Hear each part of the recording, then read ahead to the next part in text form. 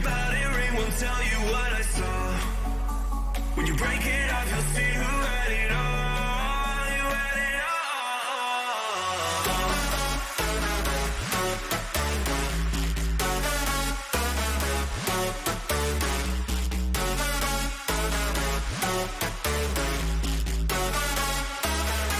You said you wanted to fall into oblivion.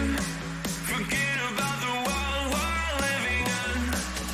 Fall into oblivion, oblivion, oblivion, oblivion. I'm going into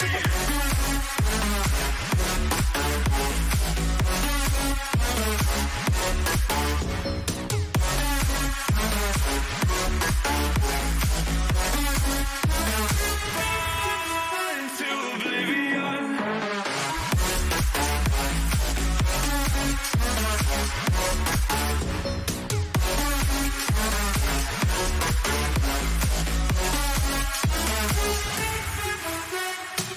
Into oblivion. Forget about the world we're living in. Fall into oblivion, oblivion, oblivion, oblivion. I'm going in.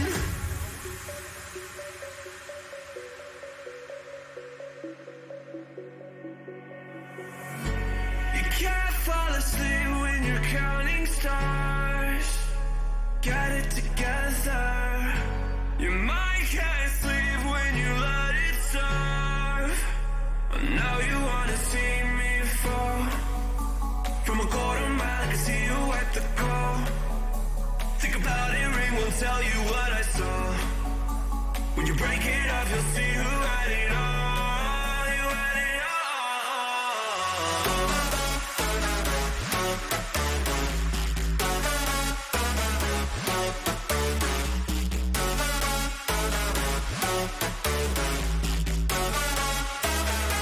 You said you wanted to fall into oblivion.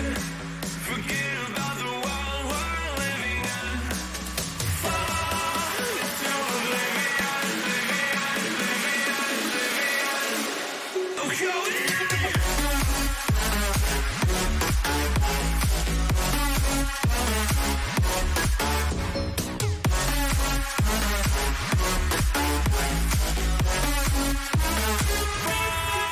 Into oblivion.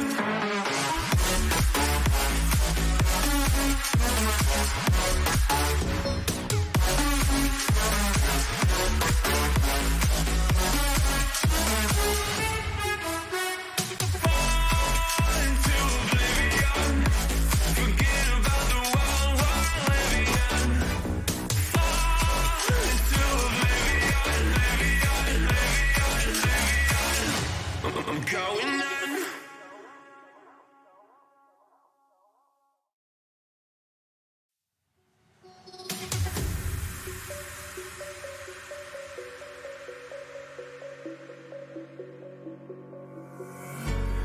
When the lights go down, I've seen hell in you, but you don't care, no, you don't care, no. You just rather watch me fall. From a quarter mile, I can see you at the call. Think about it, ring won't tell you what I saw. When you break it off, you'll see who had it all. You had it all.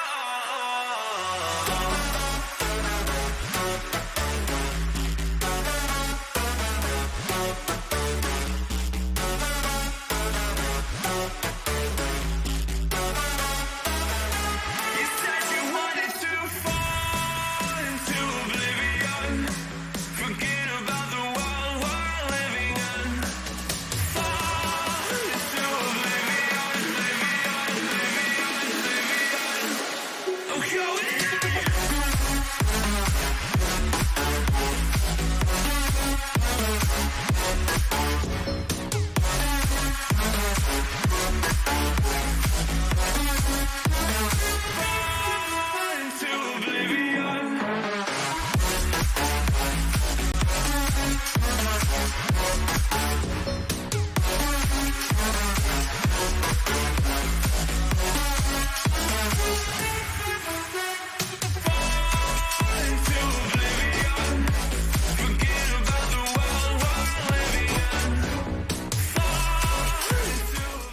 Hello and welcome.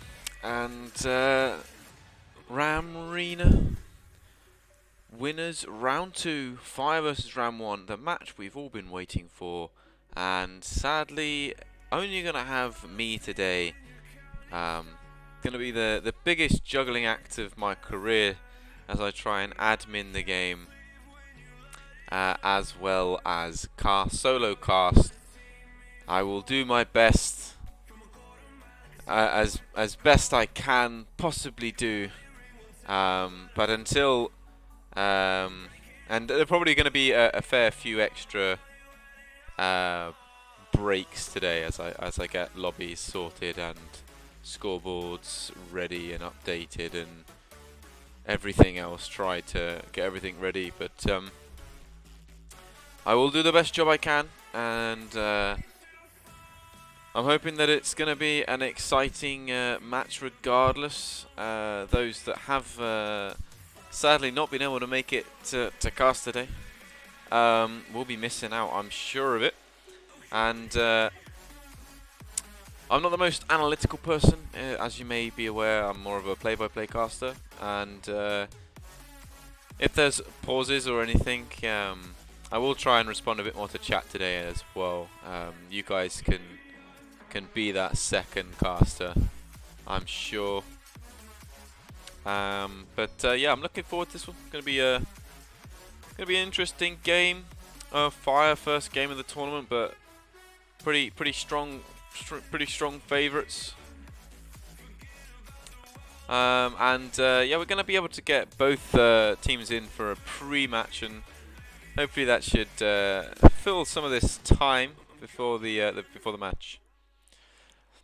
And let's speak to Mailman from Ram1 first. Hello, Mailman. Thanks for joining us for a pre-match interview. How are you feeling before today's game? I'm feeling excited.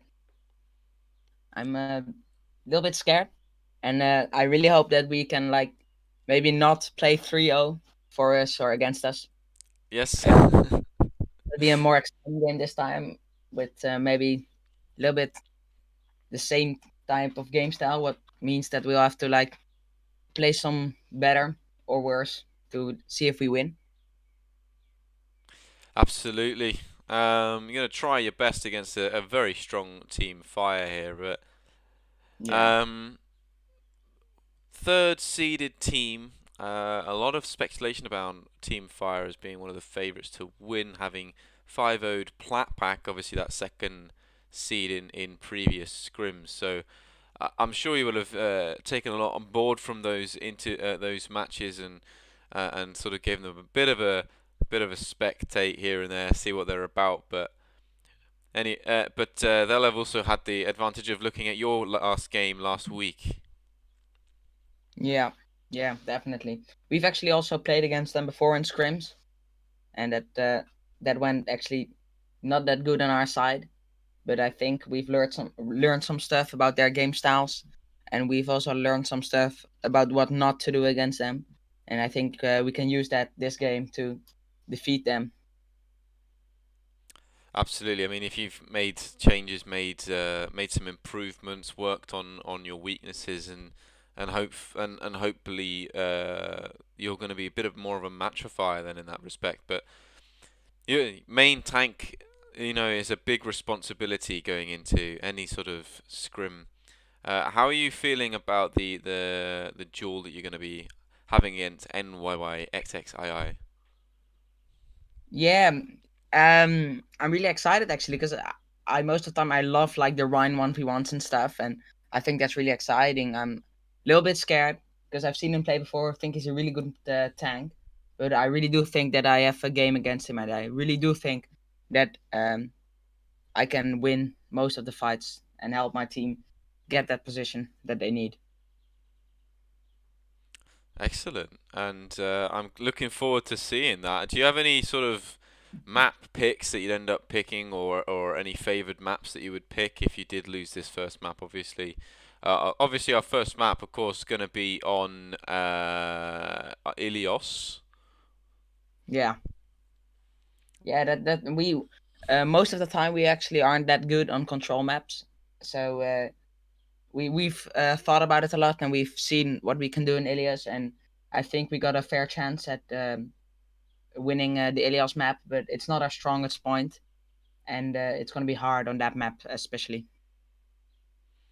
Absolutely, absolutely. And are you going to run some more boot potential, make something a bit divey? I mean, Ilios is definitely one of the like a standout in the control maps in terms of its uniqueness, in terms of the compositions that thrive there. Obviously, Well and Lighthouse, incredible boot potential.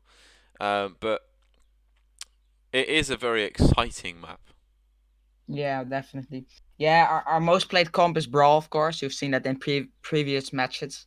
But I think we're gonna switch it up a little bit this time because Ilios has some maps that are not that good for Brawl and can really good be countered as Brawl.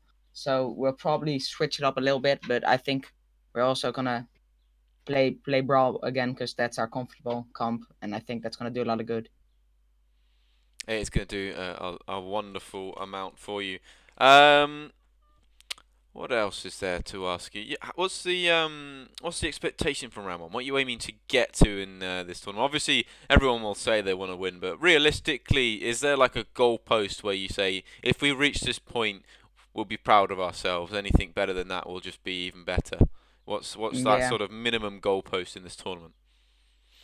Well, the team that we're most scared of actually is going to be Fire because we've seen a lot of other teams play, and we really think that we can take on a lot of teams that are playing here.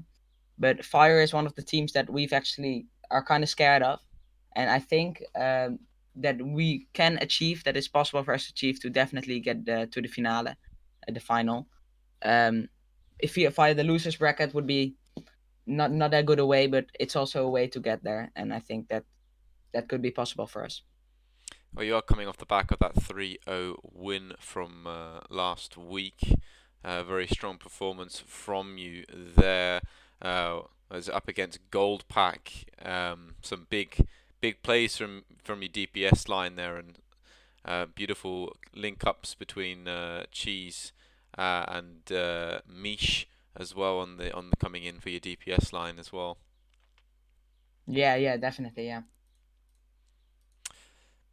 Anyway, thank you so much for joining us for a pre-match, and best of luck in the game. Give it your best. I'm sure you'll do well, and we'll look to get an interview from Fire.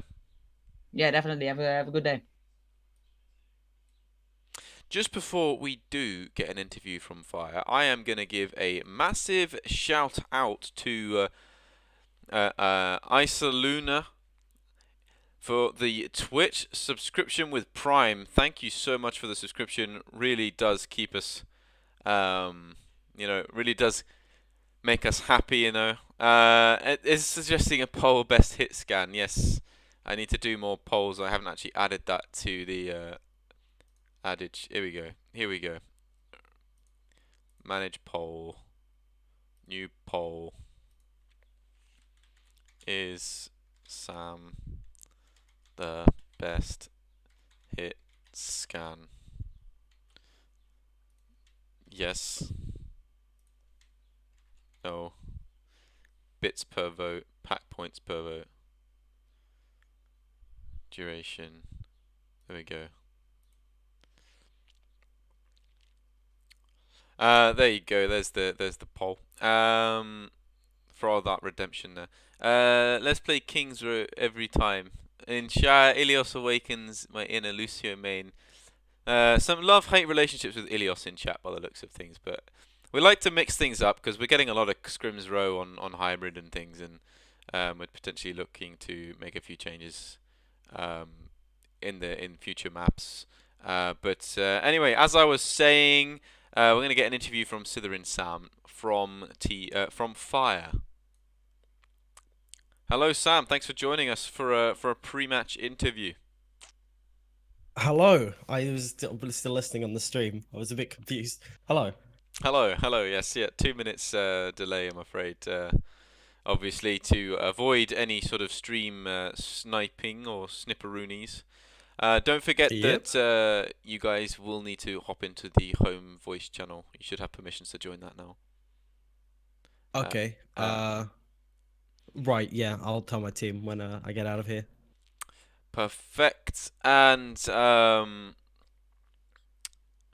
if you don't, just obviously DM myself, and I'll get those sorted. But anyway, more about the game at hand. Ilios. We've seen a lot of love-hate relationship with Ilios in chat. What's your opinion on the map as map 1? Well, boops exist, which is pretty fun. But as more importantly, it's a control map. Control map quite different from a lot of the other map, like the game modes in the game. So obviously compositions are a bit different, but also we've known this map for a while now, so we've been practicing. So hopefully, fingers crossed, we're pretty strong on Ilios. Yeah, absolutely. I mean, it's one of those unique ones of the control maps as well, Ilios, with the extra boot potential. Lots of interesting, unique high grounds you can grab, and we see a lot of dive on Ilios. I'm sure we might see some of that today from the teams. But I've heard from Mailman in the previous interview, of course, that you two teams have played against each other in scrims in the past. How did that go? Yes, I think it went pretty well for us. I can't exactly remember the scoreline, but I think I remember winning. And looking forward to taking that forward today.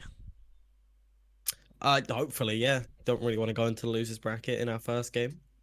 No, absolutely not. No one likes to drop down into that losers bracket for the first game, but unfortunately, someone has to lose, and one of you will end up in the losers bracket, and whoever loses is gonna be, one of the stronger teams in the losers bracket. Both of these teams, incredible teams going in. But is there a team you're looking forward to playing against most in the tournament?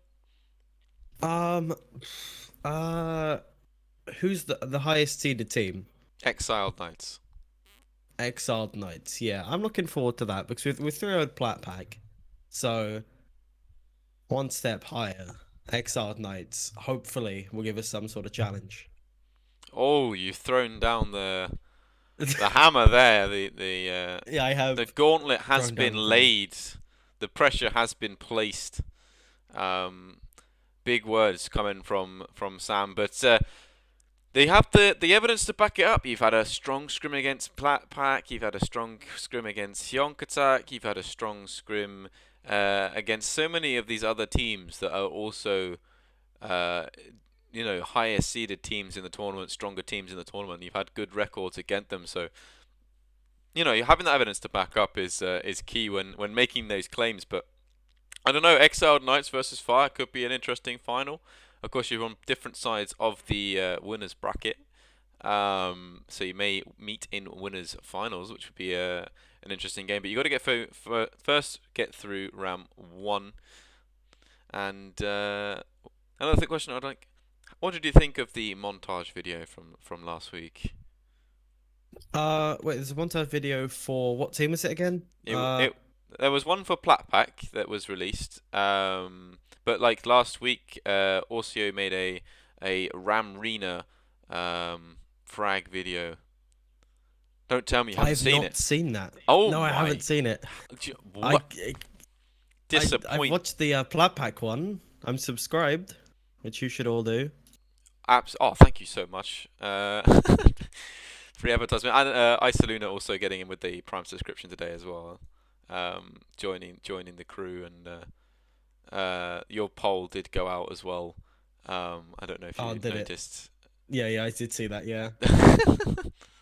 But yeah, it's anyway. But best of luck with the match. I'm sure you'll have a great time at it as well. You always seem to find the big plays when playing in within the Arena 51 Gaming org, because of course official welcome to Fire to joining the org last week. Yeah. How are you finding it so far? I mean, it's only been a week, but it's been a week. Nothing's changed really. Not yet, but soon. Not yet. As things as more things get a montage video.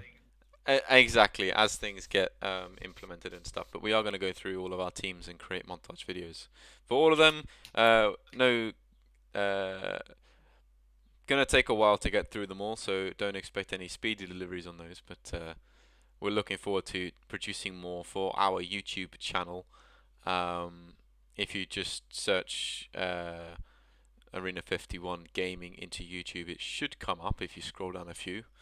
But lots of love in chat as well. It's lovely to see everyone cheering me on as well as a lone caster, but always the way, I'm afraid. On Sunday, on a bank holiday weekend, a lot of our casters, spending a lot of time with their friends and families. Especially now, lockdown is sort of easing in the UK as well. But anyway, best of luck, Sam, and we'll see you in the game. See you in the game. Goodbye.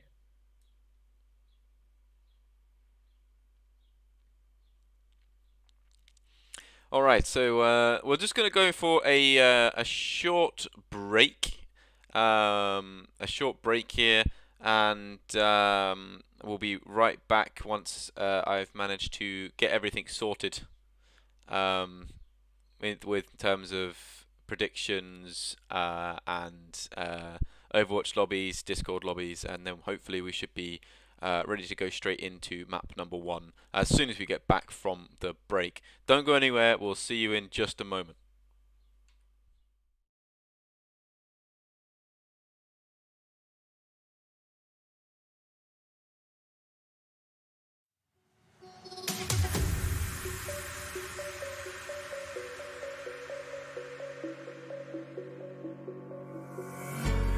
When the lights go down, I've seen hell in you, but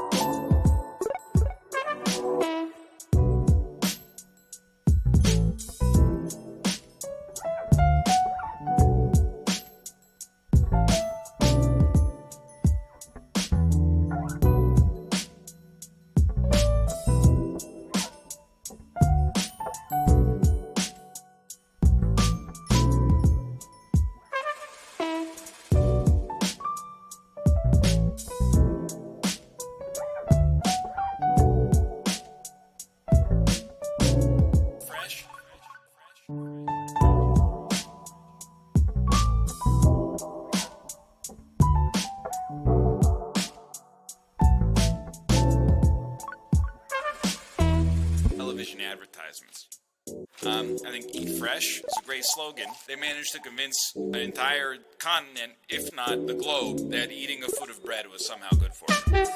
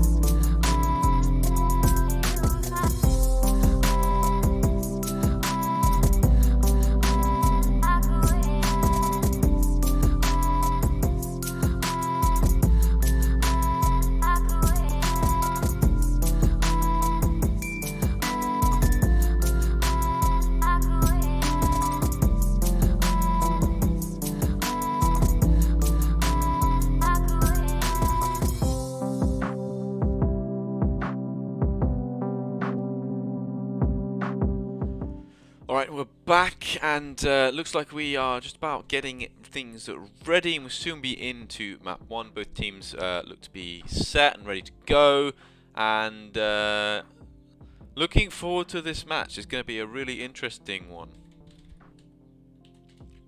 And just waiting on teams to ready up, and then we should be straight in with map number 1 with Ilios as predetermined by the schedule, and we're looking forward to it. You know, we're looking forward to it. We have a ready from Team Fire, just waiting for the ready from Ram1, and then we should be golden.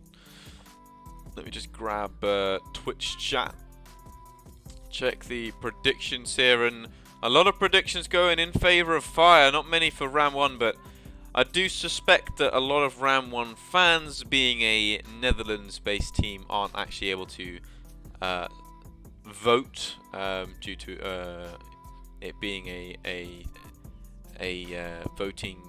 You're not allowed to do that in the Netherlands, unfortunately. But I'm sure it doesn't quite speak for the amount of fans they do have, and you know, the predictions coming in don't necessarily speak for the chats as a.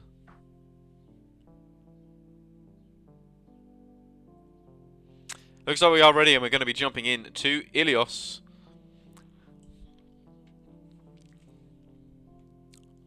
And it is going to be Ruins for our first map.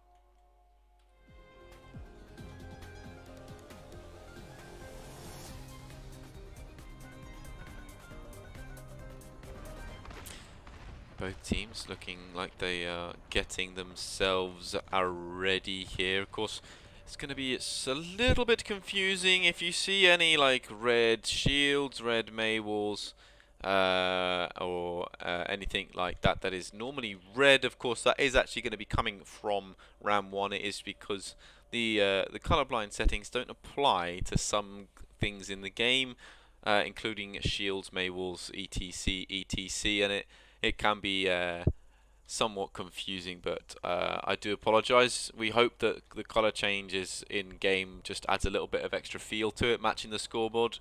But we also understand that sometimes it's hard to see. I'll do my best to cast things as they are and not what they appear to be as well, in terms of anything like that. But neither team running the May, so no fear of any red Maywalls confusing us. Looks like Fire are going to go for this double bubble dive composition with the Tracer Echo. And meanwhile, we're going to see very much Brawl coming from Ram1. And of course, on this point, Ilios is probably the best one for Brawl. And in goes Nikki in the back line. Nixie in the back line there. And not able to get one. But Orsio does find Nixie, does take down that main tank on the flip side there. And now they take down Jono 0902. But Akali, oh my word, on the Echo finds 2. Both supports go down from Ram1 here, and they don't have any supports on point. The Diva of Cheese is demeched as well. They did get the point cap though, and it's now just a battle of holding onto the point as long as possible. We just saw Orsio using the pulse bomb just there, and another Lucio of Sibji is there on point, just stalling out with Orsio. But Fire, they're gonna choose to recontest here when a full team, and now here they come in. There's a pulse bomb used here, but it does catch Soup Rayan. Huge pulse bomb coming in from Slytherin Sam, and now Fire are able to cap the point. Also, the Ram1 team though doing very well to catch things early, and Orsio finds a pick onto Slytherin Sam, winning that Tracer duel. Carly gets the Echo duplication onto the Reinhardt here, but forced to back up very quickly. Butterfly is going to get that res onto Slytherin Sam in the backline, and now the hammer comes down from the duplicate Rhyme. It's not going to find anything, and Ram1, they're just forced to back out here, but NYX Nixie goes down again. The hammer comes down from Mailman, and Soup Rayan with a double kill with the Deadeye, and a pulse bomb from Orsio is just going to shore things up, but with the use of the window there, they're only going to have Diva Bomb and Beat for this next fight. Fire, though, they're sitting on 3 ults with the 4th of that Grav just about to come online. A very strong ult indeed, the Graviton. They're probably going to be able to invest this just 1 or 2 ults to potentially win this fight. Ram1 will probably be looking to save beat for that grav as we're going into this next engage. Down comes the nanoed Winston straight onto point. Mailman going to take the charge and take that monkey all the way back off point.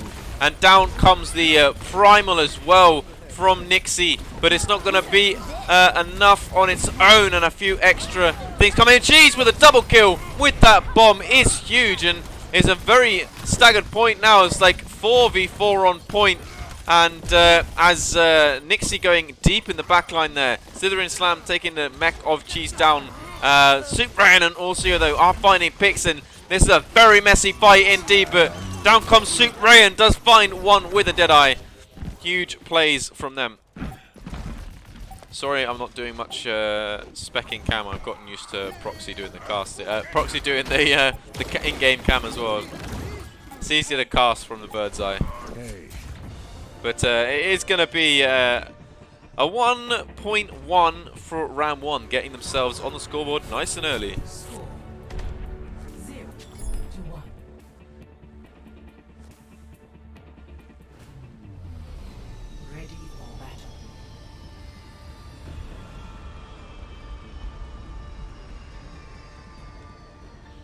Going into well this time. I wonder if they're going to switch things up a little bit here, but so far both teams looking to run something very similar to as they've just run.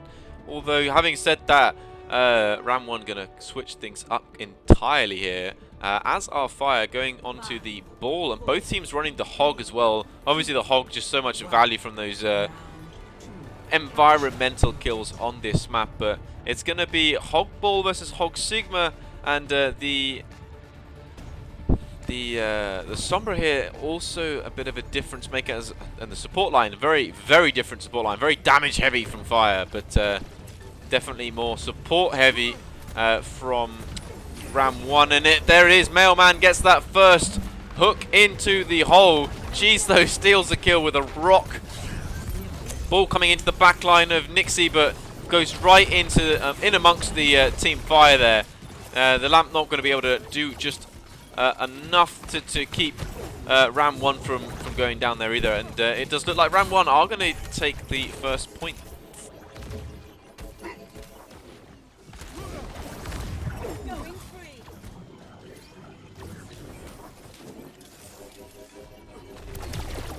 Also on this Echo, getting a lot of value in. Try and add a little bit of extra damage onto this the Wrecking Ball in the backline, chasing the Wrecking Ball all the way back. But meanwhile, Akali finding 2 on the flip side there.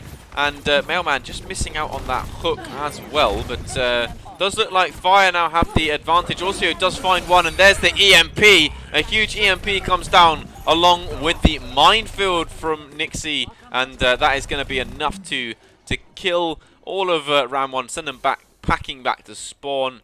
And Team Fire with control, they're going to be able to set up here. They have the Echo ult, they have the Mercy ult, and they're going to have Trans online as well for this next fight. Meanwhile, though, pretty much 6 ultimates on the side of Ram1. Just that Flux that's not really charged up enough this last couple of fights, and we'll need a little bit more charge before that comes online. But the rest of the ults are going to be pretty much on point here, and they're going to invest window early here, Ram1, and a hook comes down and takes down Rise off the back of that as well. High Noon comes down, doesn't really find anything from Suprayan, and Ram1, they're getting a bit dispersed here. Suprayan, though, does get the pick onto Jono, and Mailman with the whole hog does find a kill onto Nixie. But Slytherin Sam on that Sombra just finds 2 in the backline, assisted by the extra damage from the Zen and the Mercy, and it does send Ram1 back. They have to give up a little bit of space.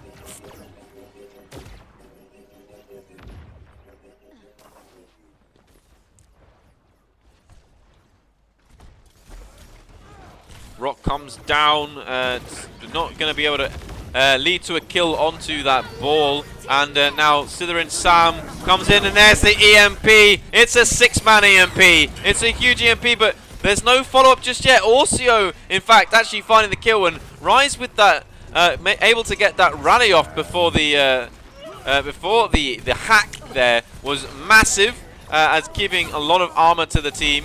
And Ram1, they were able to stall out here, but the picks have come in now for Fire. And there's the duplication onto the Sigma. Also going in the backline, does find Butterfly on the Mercy. And they're doing strong things here now. Ram1, but the Tran's going to come in and try and keep the team alive. Going to be a lot of healing to try and get damage through, but this is a very even fight still, as Cheese takes a tumble down the hole. And here comes a duplication onto the Roadhog and ends in a hook onto Jono as well. And looks like Ram1, they're fighting strong here. They got the window down as well for a bit of extra damage. They do take Nixie down, and they take down Alkali. But there's the EMP again. Slithering Sam finding those so fast, taking a tumble down the hole there. Quick route back to spawn and does give up the point. A little bit of a waste for that EMP.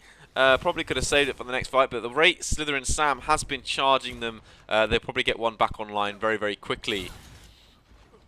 Ram1, they had to invest quite a lot to get that final cap in the end. They do have the rally, but that is about it going into this next fight. The only thing they can take up as a positive is that Fire don't have many ults themselves. Fire gonna have the minefield and the Mercy ult. Gonna be another pretty even fight.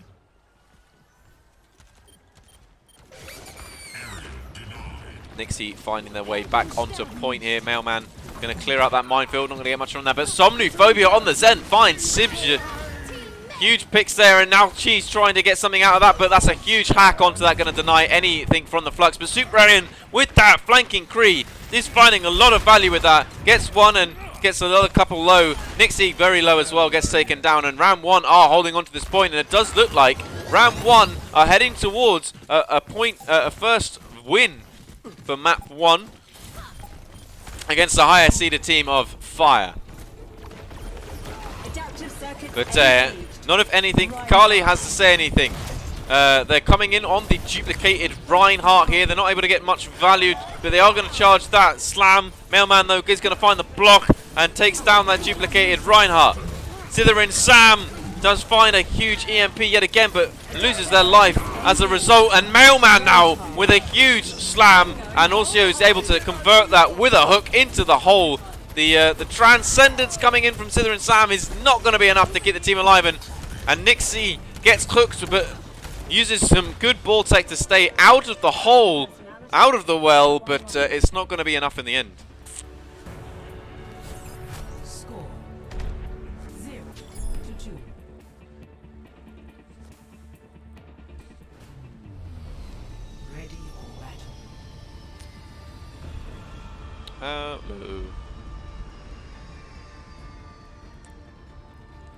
Maybe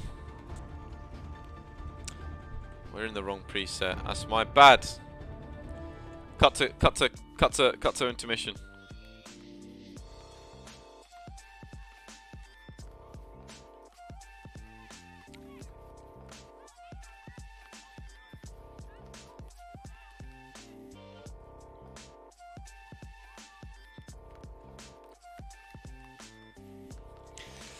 Well, took a lot from that map, and whew.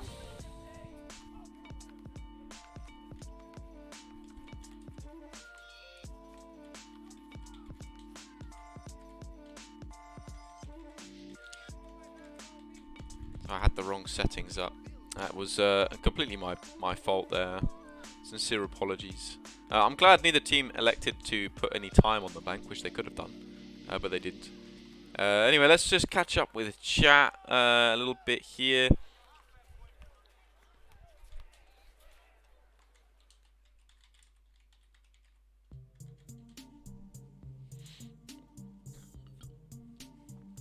Should be in the right preset now. Just need to make sure that lobbies are all set correctly, and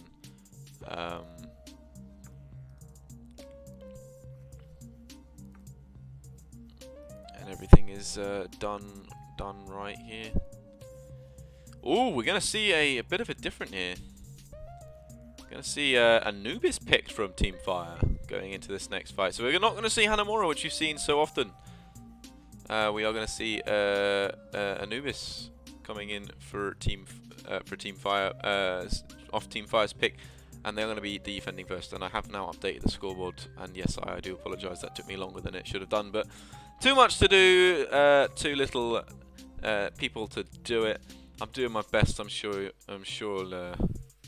you'll understand. Alright, so Temple of Anubis is what the map we're going to be going into. I'm hoping everything is set up now correctly for the next one.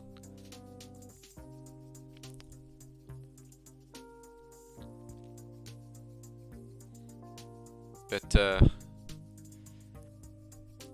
looks like both teams are ready, and we'll be jumping into the next map of Temple of Anubis. Team Fire going to be defending first.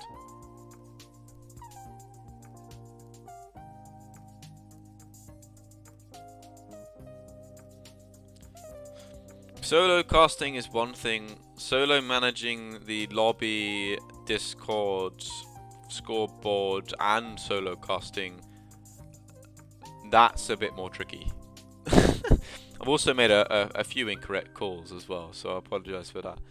But I'm sure you'll all understand. I'll do my best as things go forward. But here we go. We're going to go to Temple of Anubis next.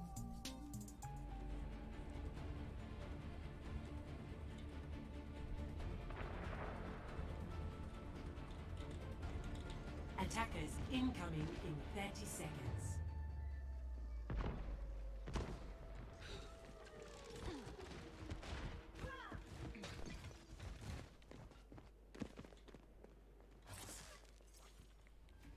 Double shield composition coming in from Team Fire here. Gonna get the shields up. 5, 4. Gonna have the Torbjorn as well, and the Ashe. There's a lot of extra damage coming in as well, as Ashe is receiving a pocket. But traditional brawl pretty much coming in from Ram1. They played this map when they played last time out. They did get the win, so they've got a 100% win rate so far in Ramrena on this map. And they are slowly making the progress. They're going to take over this high ground. Going to get the Lucio and the Kree, take down the turret as they push in, and push right onto the tanks here. And they need to be careful here, the tanks, and down goes Nixie. Huge picks onto Nixie, and a very nice rotation from Ram1 here. And down goes Jono, and just a little bit dispersed now, Team Fire. They need to find themselves a better position to be in. But it does look like now the cap is going to come in for Ram1. A very, very fast take there. Getting 2 early picks on the tanks, who get a little bit isolated from the rest of their team and their healing as they backed up into the corridor. And Orcio gets the pick on Oscilla and Sam as well, as the staggers just come in, just trying to stagger point for as long as possible. Butterfly gets taken down too, and Ram1 with a very fast take on point 1 are going to make their way over to the second point here, chasing down the staggerers as well here.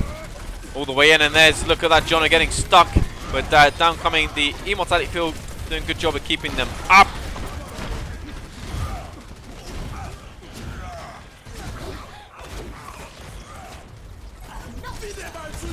And then comes the window as well. Suprayan comes in with a pick, and Mailman getting very deep in enemy territory with a slam, but there's no follow-up from the rest of the team, and Bob actually finds Sib in the back line there. Suprayan finds one with a Deadeye, but it's not going to be enough, I'm afraid, for Ram1. Team Fire are going to do a great job of holding on to this point. They have a fair few ultimates in the bank as well, the Team of Fire. The Burning Bright team, and they're gonna have to be careful here, as Ram1, they're gonna have that big ultimate of that Mail coming in, and the Beat as well to deny the Flux. So they're gonna have to force out those ultimates as Ram1 gonna take these rotation round, but other than that, they're not going to have too much to work with. Maybe a bomb as well.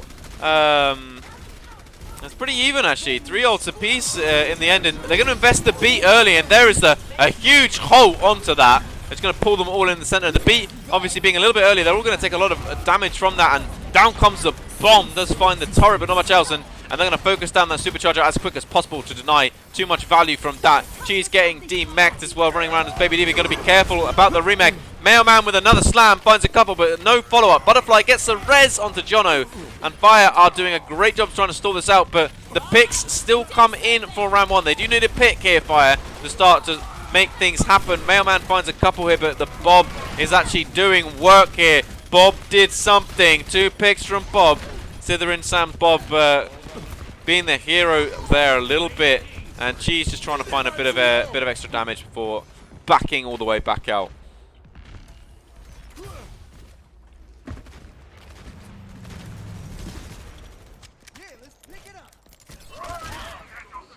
Mailman, unbelievably on high alert this game. Really getting a couple of shatters already, and 68% to another shatter as they make the rotations around this right hand side here, as we trying to push through and getting a lot of value in here. Does get that slam back online. There's a molten core though, and Mailman finds themselves taken down by that. It's a huge molten core by Akali in the end. A 4K. 5K with the pick onto Orsio as well. Beautiful play from Akali there, and obviously the turret doing a lot of work as well. Finds that last pick, but huge molten core to win that fight.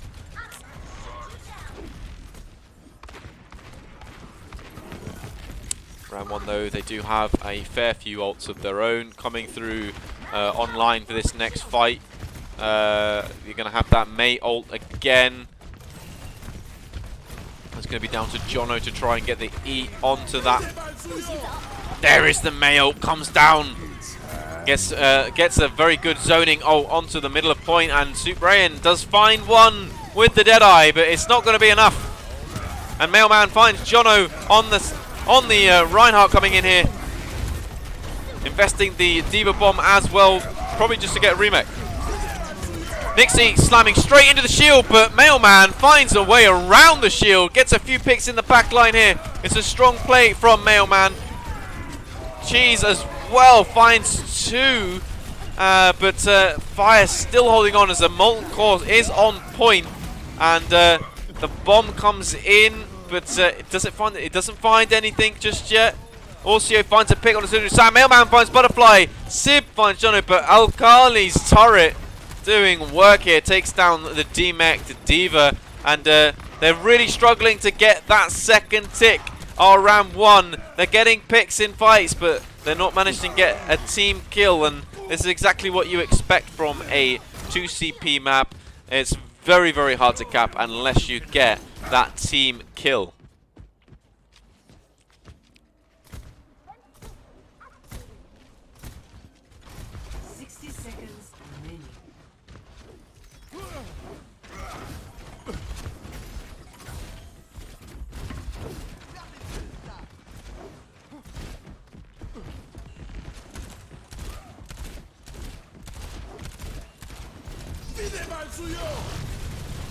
Oh, they're going to invest window early. Ram1 here. Fire going to disperse well. Slytherin Sam though on the Doomfist tries to make something happen, doesn't, and just ends up losing their life as a result here. Suprayan with another Deadeye.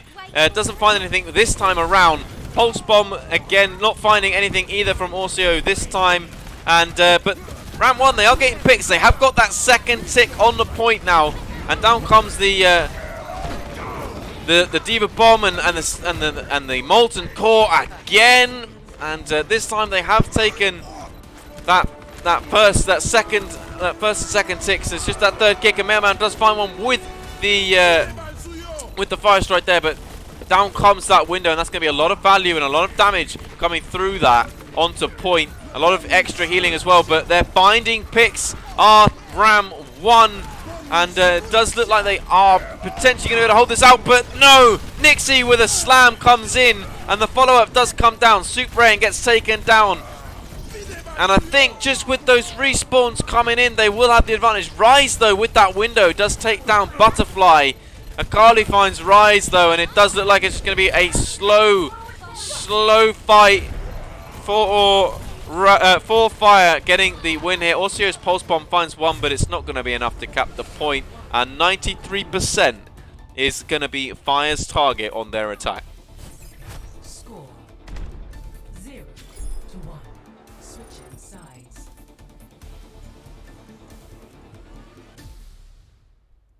Initiating match.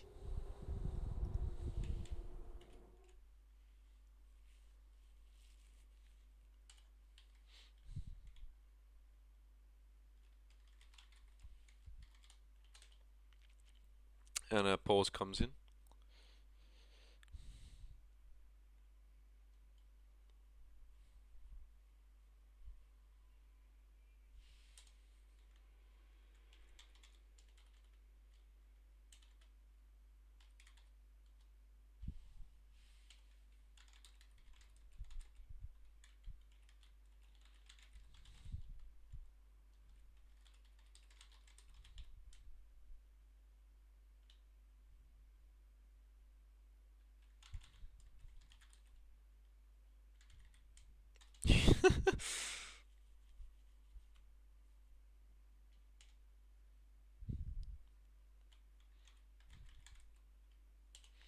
Got 2 mins for the pause anyway, and you did it at a good time as well. It was like mid-round, so it's not so bad.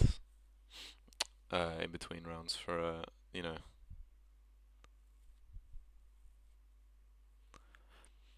The nerves, they get to us. They get to us all. As long as it's not coaching, it's fine. Like, Ram1 ready, and then we should be good to go.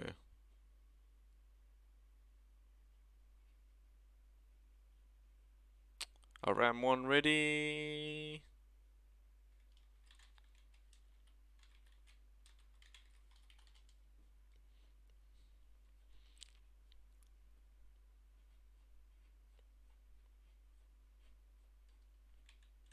And we're underway with our second round. Sorry for the slight delay there.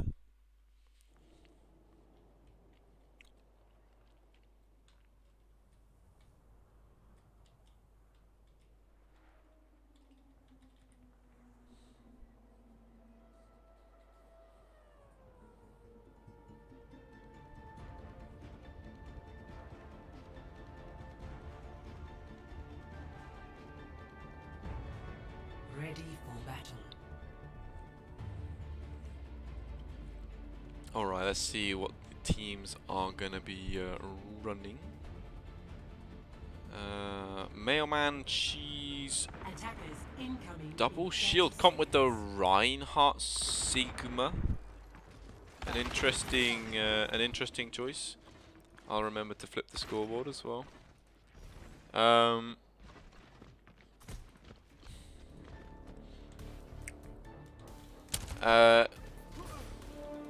And lots of damage.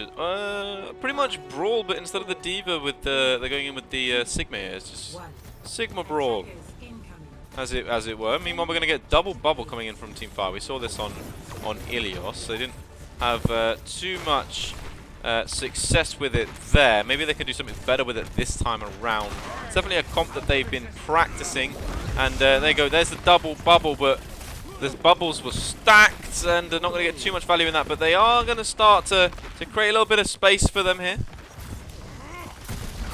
As the healing does come down here, and that's a nice Maywolf from Orsio to keep Orsio alive there. But they're taking a lot of damage. Oh, Ram1, and there you go. Carly gets the pick onto Suprayan, and Ram1 down 1. They need to find a pick very, very quickly here, or they could find themselves losing this point.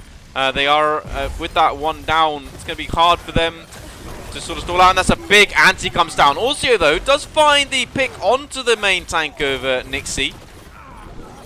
It's not going to be enough, though, just to clear things up, and Somnophobia, though, and Slither and Sam do get a couple of picks. Pulse Bomb comes down, grabs the Mei, and that's a big, big fight win for Fire. And it's going to be pretty much a regroup here as Suprayan just trying to get back here, but getting chased down by a monkey of Nixie, and I don't know if they're going to be able to escape this. And there's no rescue either from round 1, so they're going to be down 1 straight off the bat here. If Fire are quick, they can punish Ram1 for that sort of slate stagger, but it does look like Suprayan is going to get the respawn quick enough.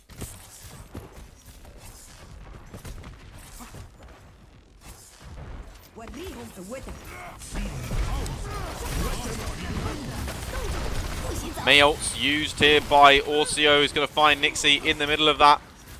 And going to get the pick as well off that. Beautiful play. That was a really good use of that ultimate, and Ram1 are going to hold on to this point. Just off the back of that two ults with the window used as well there. Beautiful play from Ram1.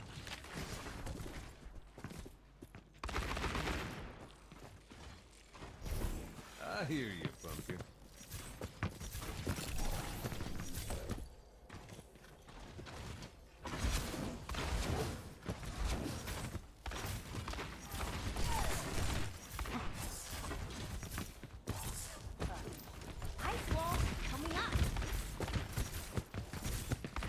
The wall comes down. It's actually going to just slow fire down just a little bit, and any second counts. They got 4 minutes on the clock, and that's a huge slam comes in, but that's a big flashbang on the flip side there. Beat comes down, keep the mailman alive here, and Sither and Sando is going to find Orcio, the May diff coming in, but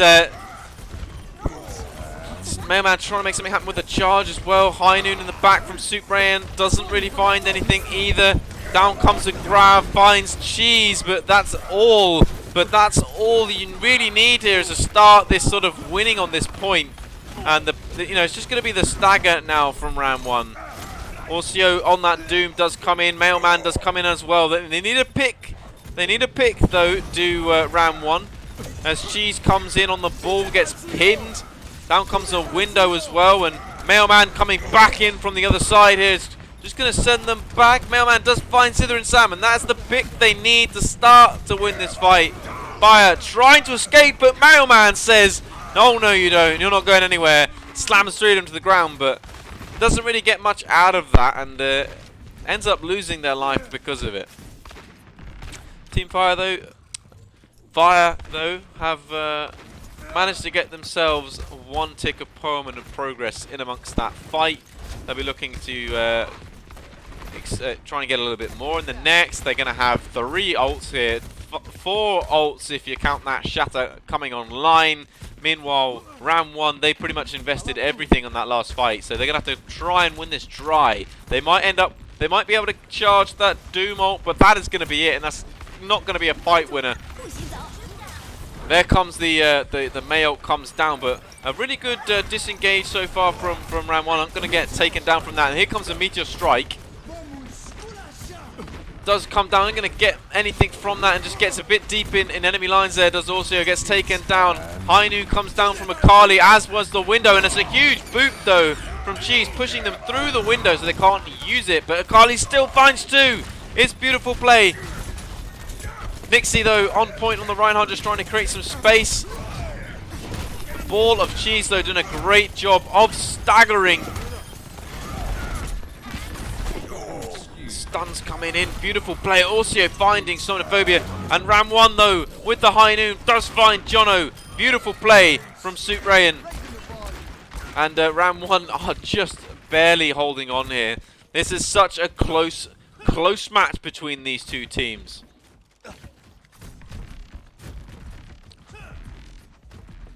There's a hair's width between them at the moment. Ram1 have the ultimate advantage going into this next fight, but looking beyond that, they have to use these ults well, otherwise they're going to be at a disadvantage in future fights. So it's just about how quickly they can win this and how little they need to use to do it. They're coming onto point. They're going to use the window as their first ult, and Orcio's going to drop that pulse bomb. Not going to get anything from it though. Orcio though finding Sither and Slam in the background, who has switched over to that Echo now. And now they're going to rush straight onto that main tank, take down Nixie. Beautiful play by Ram1. They are really fighting hard for this. Orcio finds Akali in the backline, and Fire are going to have to disengage and go all the way back to spawn and get ready for what potentially could be their last push. But they're going to have a barrage of ults to use when they get there with that High Noon and window to use. 30 seconds remaining. Okay, so you have a remake available.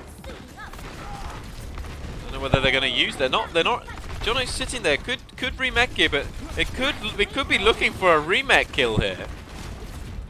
Interesting play if that's going to do it. No, they are going to get the remake ready for the fight, and they're going to invest the bomb straight in over the top there, and does displace them of Ram1, but Ram1 coming in strong here. Slam comes down from Nixie, but it doesn't find anything. Mailman does though find a few, and Ram1, they're cleaning up the kills here.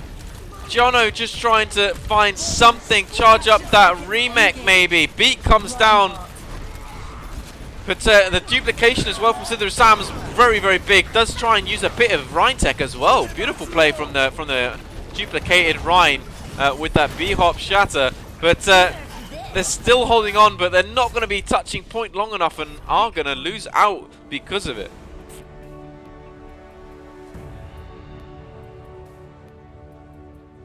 And a very, very close round because of that as well.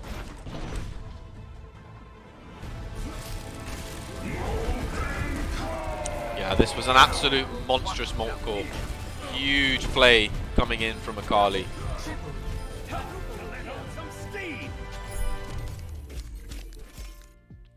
Anyway, 2-0 to Ram1. Who would have thought that coming into today's match? But it's been very, very close game between these two teams. Extremely close game between these two teams. Like literally a hair's width between them. They have 10 minutes now for a bit of coaching. I think that 10 minutes could be crucial to Team Fire. Obviously, Ram1, they've had a game in Ramrena before. You know, they're used to the nerves. Fire, this is their first game. They might not just be used to the. It might still. You know, Fire could come in. You know, they get this 10 minutes here.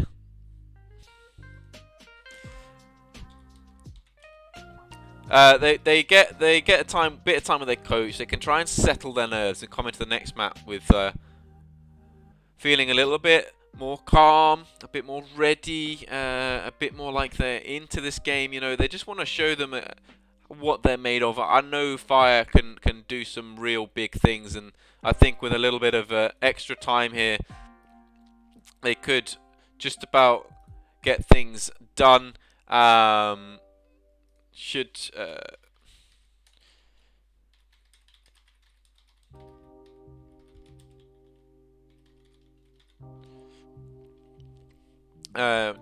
trying to also manage the coaches being able to speak, of course, because of perms and everything. But Isoluna with that, who subbed earlier today, Fire's coach, I think will have a lot to say, both positive and negative for Fire. Akali really one to look out for from Team Fire. Really had a very strong game so far on that sort of flex DPS role, and I don't think we're going to see the end of them just yet either.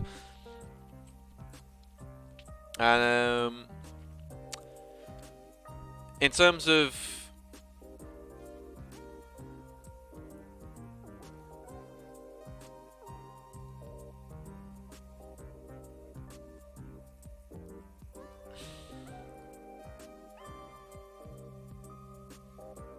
should be fixed the perms now.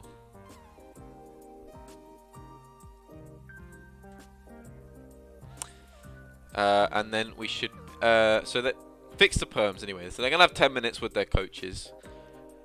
My word, trying to balance everything at once. So I'm not the best multitasker in the world, that is for certain, my friends, and those that know me will know that. I'm also not the best Overwatch player. For those of you that watched the subs versus staff exhibition match earlier today, you'll know that I wasn't exactly the best player on planet Earth either.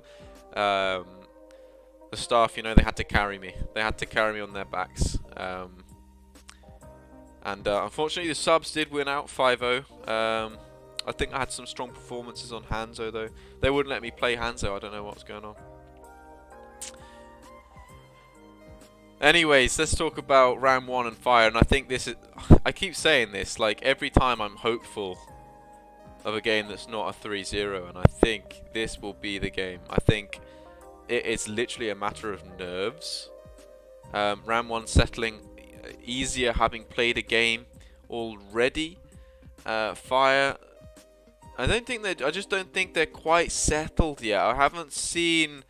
the play that I have seen from them before. I know they're capable of a lot more, but Ram1 have done a really good job to really get those early map wins on the board and really put the pressure and the ball back in Fire's court, and the pressure's on Fire now. The other thing is Fire have a lot of expectation on their shoulders. I think that could also play a part. You know, that been a lot of teams have been like earmarking Fire as the one to look out for, based on their like 5-0 defeats of Hyonkatak and 5-0s of defeats of Platpak and other strong teams in this tournament. I think a lot of teams have just sort of earmarked Fire as one to look out for, and I think that just adds a little bit extra pressure. You know.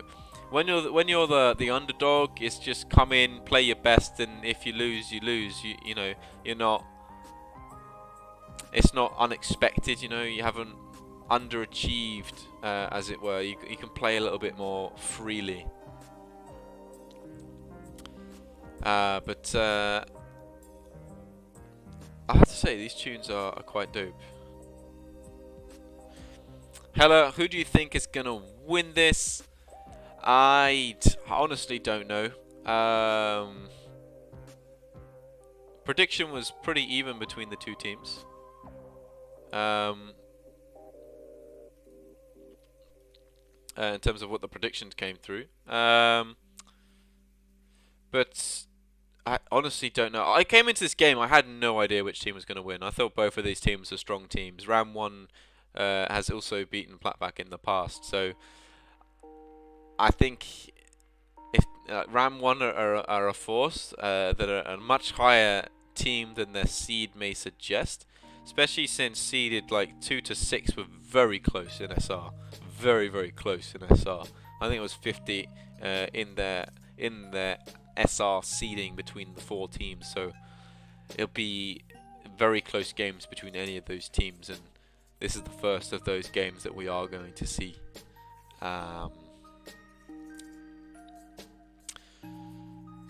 My word, though, what an absolute performance on Anubis. Both teams holding out on second point, but Ram1 just holding a little bit more. I mean, Fire got to hold that.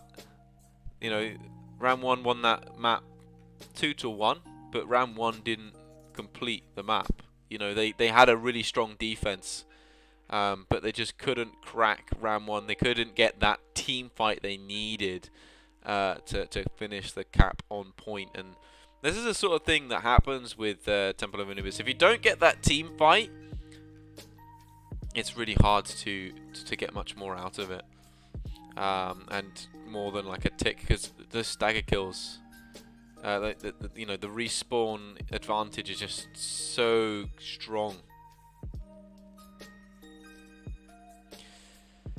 Absolute insane plays from both teams. I must say Akali has, I'll say it again, has had a great game, but shout outs to Orsio and Suprayan, some big high noons coming in from Suprayan, and Orsio with a couple of big pulse bombs as well. It's a pretty good fight winning opportunities coming off the back of those as well, and absolutely insane gameplay from both teams. And you know, I genuinely think Fire, with a little bit, you know, they've played their first 2 maps now. They held Ram1 on second point on Anubis. There's a lot of positives to take from their games. They got 99 to 99 on one of the points on Ilios, and in fact were very close on both of the Ilios points as well.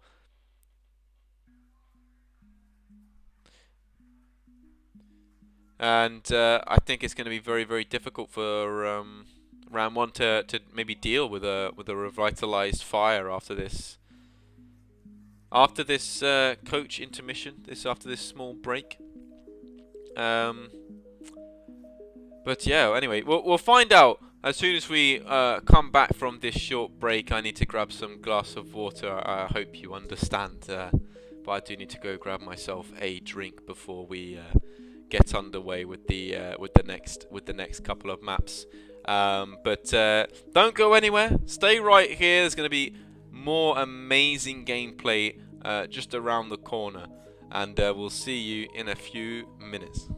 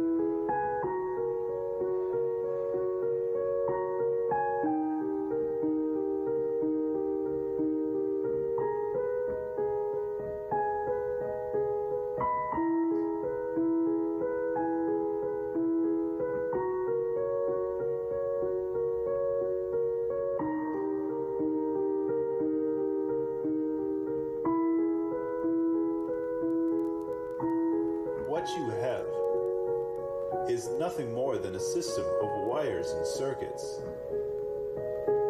It can show feelings only to the extent of which you program it to. It will be your friend, no more than the table you built it on will be.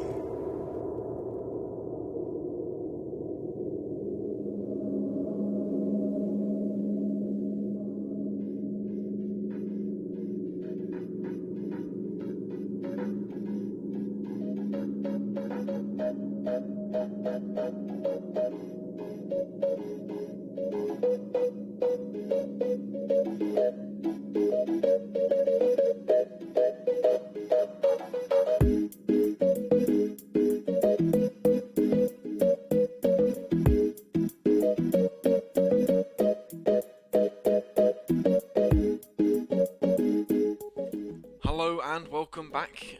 We are getting ready for the next map. We are going to be going to Scrims Row. But making an interesting map choice. Going into the next map, obviously Scrims Row we've seen so many times before, and I think Fire going for something that they feel confident on, being able to run a brawl composition or something like that, that they know what Ram1 are going to run as well. It's just going to give them a bit of extra confidence going forward. And did get myself a nice drink, hydrate and everything. But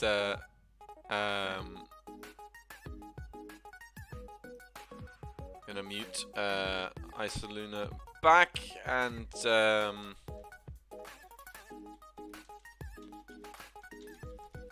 check that teams are ready, and then we should be going into the next map, which should be good. Fire are ready. Ram1 just waiting for them to get ready, and then we should be underway. And yes, we are.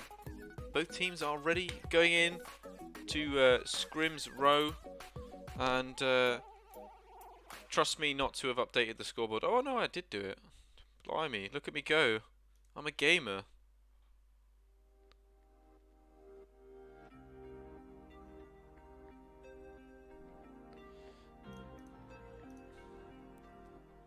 I'm a gamer. I'm a gamer. There we go. Anyways, looks like we're going to be seeing Fire. Obviously, the higher seeded team gets to defend first.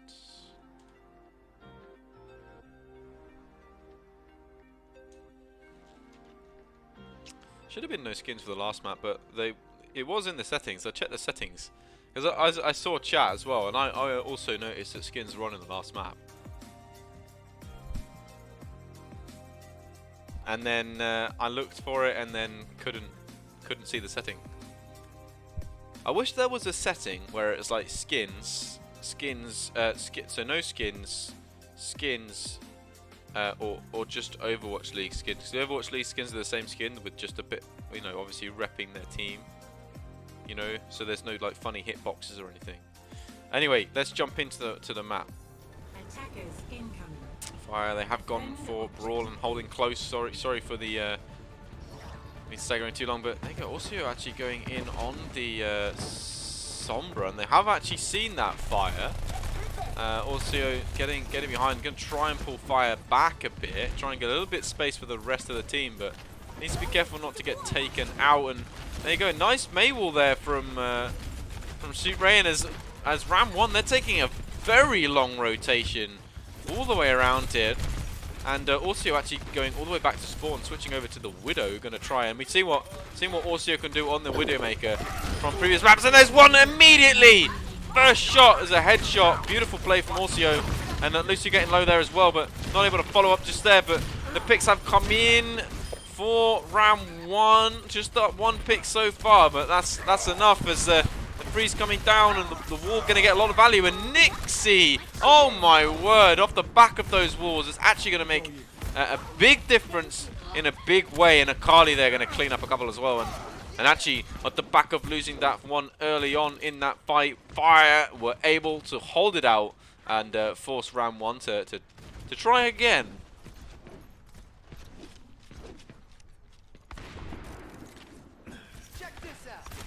See Orcio on that Widow still, not making the switch off just yet.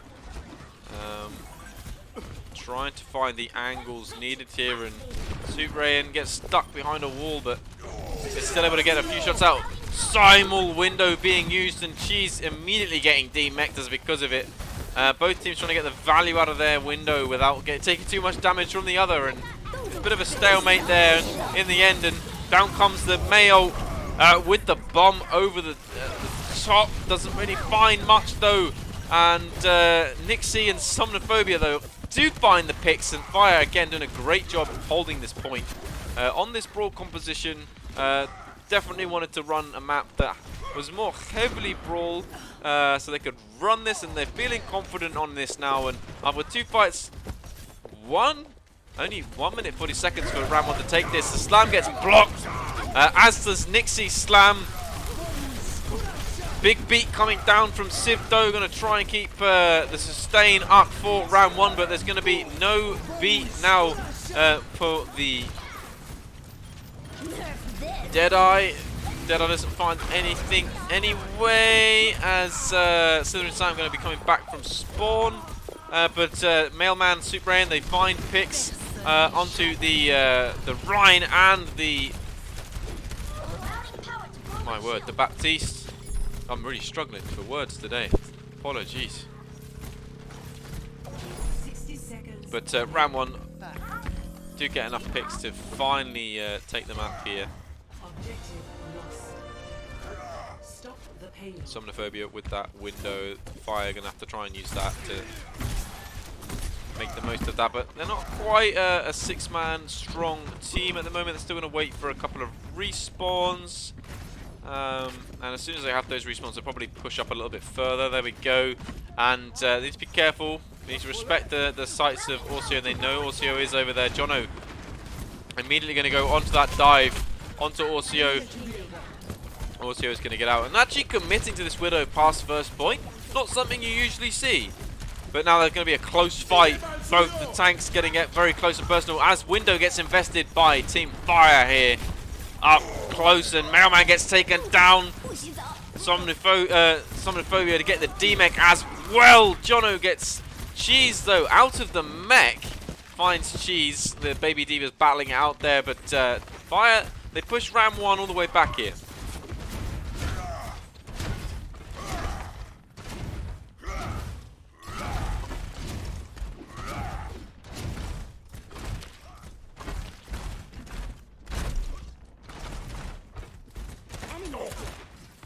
Ram1, they're taking the interesting rotation. They're going to rotate all the way around up the high ground behind, trying to get in behind Fire, but they're ready for it.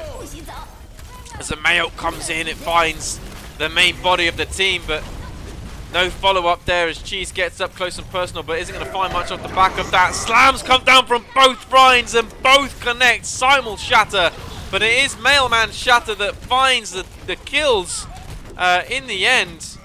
It does look like that is going to be a one fight for Ram1. So taking that long rotation was worthwhile. Also now on that Tracer is just giving them a little bit more in terms of the front line damage that they needed. And sort of unlocked that point. It was a really nice rotation from Ram1. Slither and Sam finds Cheese though. That's going to be a huge pick. Fire going to be able to come into this next fight with a man advantage, obviously, without their second tank. As Jono finds Soup Rain, and that is going to be a huge pick as it's a 6v4 now as they're pushing in. Ram1 going to sensibly disengage from the fight. Orcio gets chased a little bit though, but obviously with the blinks, easily able to escape. And Nixie getting in close and personal now with Ram1. The shield gets a bit low here. But to respect the resource. And Tay coming all the way back to Cart. And there's the window in front. The bomb behind. Finds the emo field. Orcio and Super Rain finding picks through the window though. Beautiful picks come in. And the high noon from Slither and Sam wasn't able to find anything as Slither and Sam themselves gets taken down. And Ram1 going to take second point with only about 6 seconds left on the clock. They do get an extra 1 minute 30 seconds bonus time to get this payload to the end of the map. But they're not going to be able to get that to the end with that minute cushion at the very least. But it's now down to whether they can get there with any time left and sort of guarantee themselves at least a second round. But Akali finds Orcio, and that chance of that happening start shrinking as Slither and Sam takes out Civ as well. Huge picks coming in from Fire as they're fighting this very, very close, and didn't even need to use any ults to do that either, as they're chasing Ram1 all the way back to spawn, trying to get these exit kills. And that is going to slow down Ram1. It's going to be down to Ram1 now. They're going to have like a fight, potentially 2 if they're lucky, to try and get this car all the way to the end. But with only 30 seconds on the clock, it's definitely looking like it's more likely to be just this last fight here. It's going to be down to Mailman to see if they can land the shatter here. Bomb comes over the top.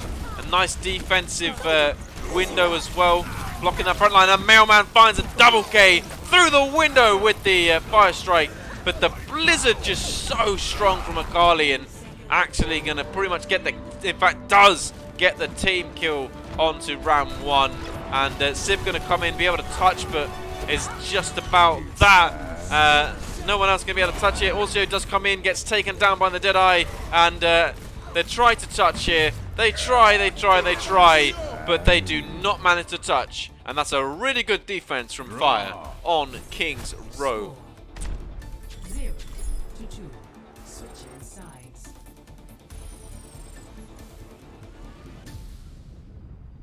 Initiating match. Going into... Oh, I like that in chat. Ram1, Ram2, Ram3, Ram4, the win. I like that. That's nice. I might have to use that in my casting.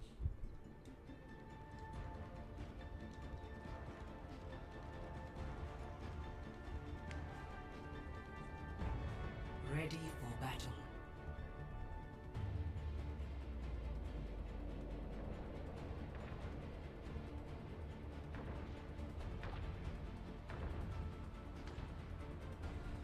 Attackers incoming in 30 seconds. Ooh. So first time today we're gonna outside of the double bubble composition, it's the first time today we're gonna see the Zarya coming out in Brawl, and it looks like both teams are gonna do it. It's like both teams read each other's minds and went, you know what, let's go Zarya now. I think it's gonna be a little bit better here. 5, 4, 3. Neither team electing for that diva, but here comes Fire on their attack. They need to get that car past where Ram1 got it. They were able to hold off on third point.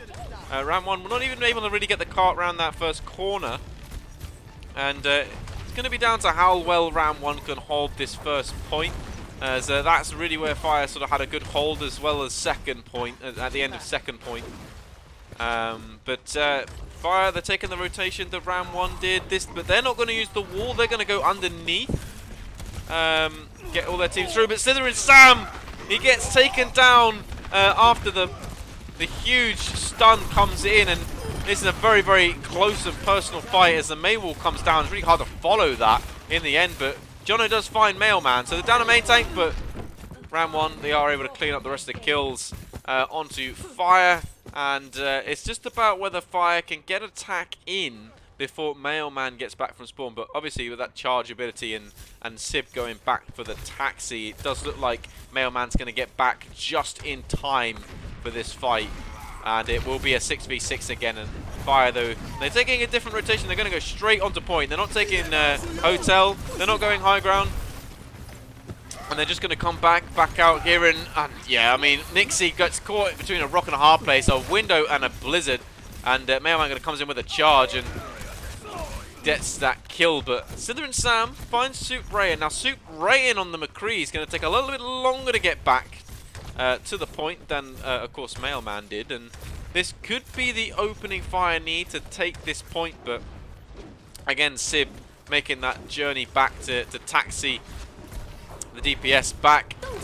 It is going to be a 5v6 again, and it is this time the blizzard comes in from Fire, and they do get a couple caught up in that. Also takes down Somnophobia though, but Nixie finds the Reinhardt and the 5-man shatter off the back of that. I think that was a 5-man, might have only been a 4, but still it's a huge slam, and they come through with the fight win here, and Fire are going to take this first point, moving on to second and get this cart moving.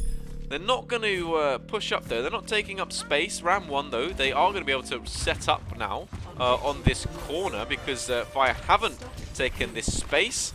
Now they've capped the payload, they are going to try and take some space, but They're going to find the full force of Ram1 ready for them. And in fact, getting pushed all the way back here, and in comes the wall to actually block off the damage from that grab. And the grab used there, not going to find much. And the Slither and Sam in the back line with the dead, I wasn't able to find any kills at the back of that. And now Suprayan does find 2 huge picks from Suprayan. Jono comes in with the grab ready, but wasn't able to fire it off there. And 4 ults now on the side of Ram1 against the singular ult. But they are going to have Beat and Shatter coming online very, very soon. So it's going to be a little bit closer than it looks. Akali very close to that Blizzard as well. Big ultimate's going to be used here. Both Blizzards are going to be in this fight. It's going to be down to the Rhines as well. There is the grab, but a nice wall. Going to deny any damage. The Beat comes down from Sib as well. Huge plays there. And there is the Mayo coming in. And that is going to get Nixie, which is going to allow the Shatter to land. And now it's just going to be picks after picks. A nice wall going to deny any exit. And a beautiful, beautiful play by Ram1, putting that ult advantage to good use. Fire, though, they only used 1 ult in that fight. Didn't really want to commit anymore. So they will have a large ultimate advantage coming into this next fight. And they are going to take a different rotation this time around. All better. Going to come into high ground, place the window, perhaps maybe through point, but going to meet the Lucio. But Ram1, they've managed to get themselves up onto this high ground with the use of the May wall. And now I'm going to push Ram1 all the way back down to Cart. And it's now Ram1 dropping down. Slam comes down again from Nixie this time. Finds a couple of picks as well. Sib gets taken down. And now Fire, they're just going to be clean-up kills. And they're going to get this cart rolling again. But this map is going to go down to the wire. Ram1, they capped this last point with a few seconds left. It looks like there's going to be another fight, but again, Fire with a large ultimate advantage coming into this fight. Does look like they probably will get this next fight win and cap second, but Ram1 coming up with a lot of ults. Maybe not this fight, but the fight after. So close. Slither and Sam going to invest the Deadeye there, and that's just the use of the 1 ult there, and they're going to be able to take second point. And Ram1, they need to be careful here. They have no ults ready against the 2 support ults for Team Fire. And they got to stop the cart getting that far. It's like so little distance for them to get this cart. The May wall comes down, but the cart's actually going to break that out. But no one touches from Ram1. They could have touched that. The Blizzard comes down, but they weren't able to touch the point. And Fire, they've broken the curse. The 3-0 curse. And this was a big shatter from Nixie as well. My word.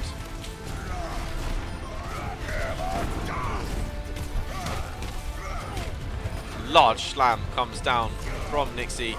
And a huge follow-up as well. Beautiful play from the main tank of Fire.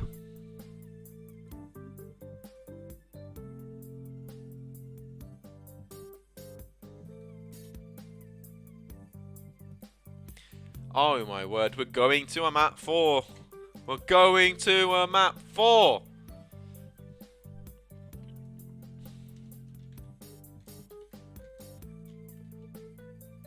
Oh well, they're straight in, and I was hoping for some Junkertown fiascos, but Rialto is the payload map of choice.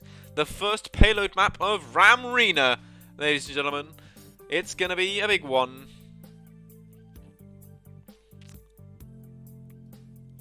The escort map. Just need to make sure that's off, otherwise you might end up on King's Row again, and that would be quite amusing, but not very helpful. Breaks the curse. Unbelievable comeback from Fire, and these 2 teams are insanely close. Anyways, let's check if the teams are ready and we'll jump straight into the next map.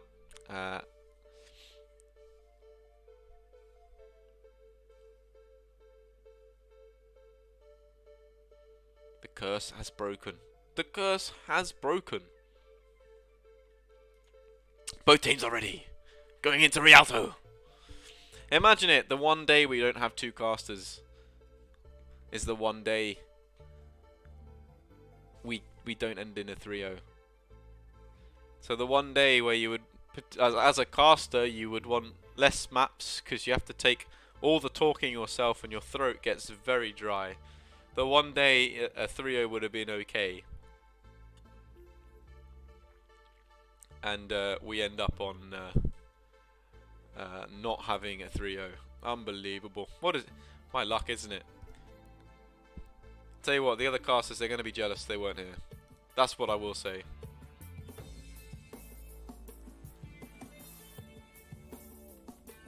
Anyway, let's jump into Rialto. Attackers incoming in 30 seconds.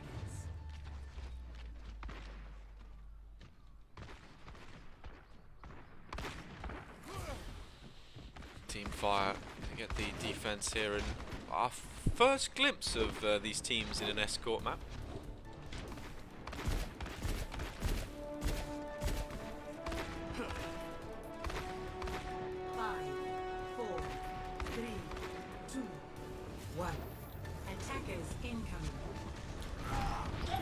Fire Strike comes down, Orcio on that Widow on that back line, trying to get some picks in, goes for a flank here, but Sither and Sam wise to it, going to take that duel, but much happening, and actually Fire just giving Ram1 a lot of respect here, a lot of free progress on the car.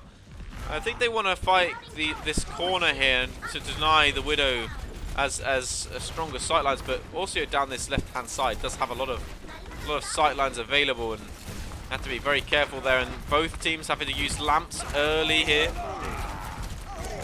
as we see Jono getting very deep there, takes down the Widow with the help of Alkali.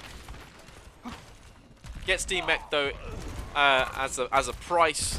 Somnifobia going to find Super Rain on the exit.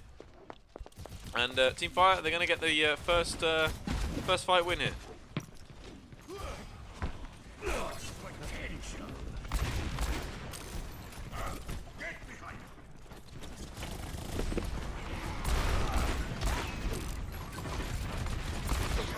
Here we go again, going straight in here. Sither and Sam coming in from the right side, and that's a big flashbang. Finds the whole team pretty much.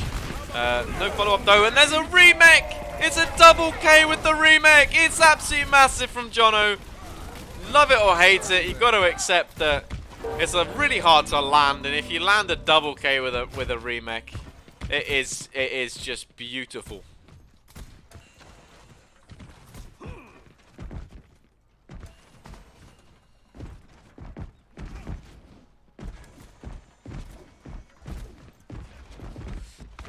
Here we go again as the two teams coming in. Going to be wrestling it close in here. Window coming down early from Rise. Sither and Sam with a Deadeye. Not going to find anything with that though. And that's a huge slam from Nixie underneath the payload. But Mailman is there with the counter charge to deny any more follow-up from that. And Fire, they find a few picks, but still they're still trying to push this. Mailman gets a shatter of their own. But Sither and Sam with a 3K. And that's going to send Ram1 running. Sither and Sam does lose their life in payment. But I do think they will be able to return to the payload in time.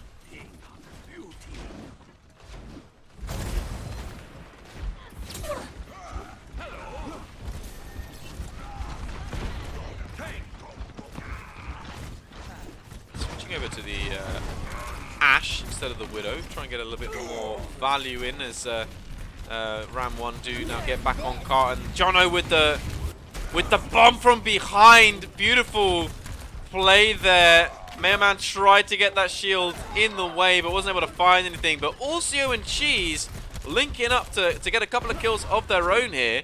You know, that's going to give Ram1 a bit of an advantage, but also getting staggered a little bit there may just stop any chance of a 6v5.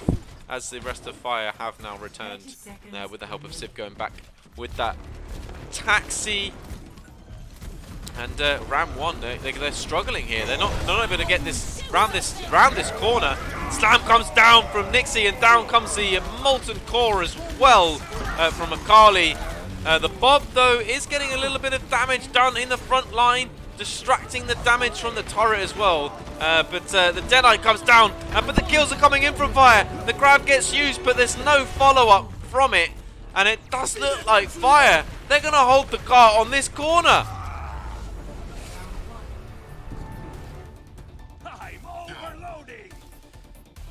Ram1's map pick, and they couldn't even complete map 1. Is this the same Fire we saw from the first 2 maps? This was a beautiful hold by them. Some really good play to deny Ram1. They had to be strong as the individual players starting to come alive now. We're starting to see Slytherin Sam get back in, get those shooting legs back on the McCree with a couple of triple Ks in crucial times there as well, especially when Ram1 were just starting to make something happen on the map. But yeah, Ram1, they're gonna have to hold the cart very close to deny Fire a 5th map decider. We could be seeing a reverse sweep from Fire here. They look rallied here. Ram1 look a bit lost. A couple of ultimates used after fights had already been lost, and a few little misplays like that could be the difference maker here as we see Suprayan taking over on the Ashe duties here, also on the Widow. As both, double sniper competition with Brawl. Interesting choice of composition here. I wonder if that was designed by the coaches, but we're going to see double bubble coming in from Team Fire. They're feeling confident again. They've gone off the Brawl. They're going to go for something that they hadn't got much success with earlier in the early 2 maps, but maybe now with a bit more confidence, they may be able to make something happen.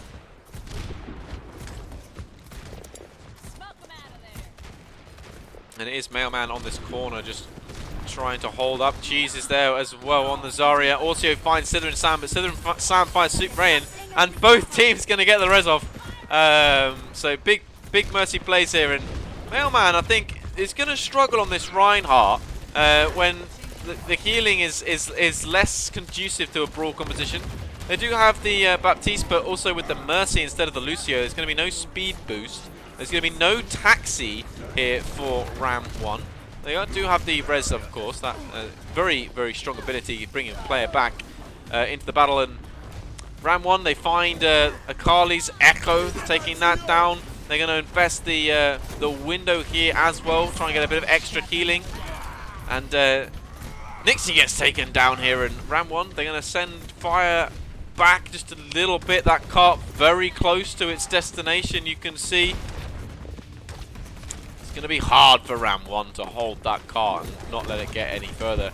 It does, of course, start to move back as time goes on, but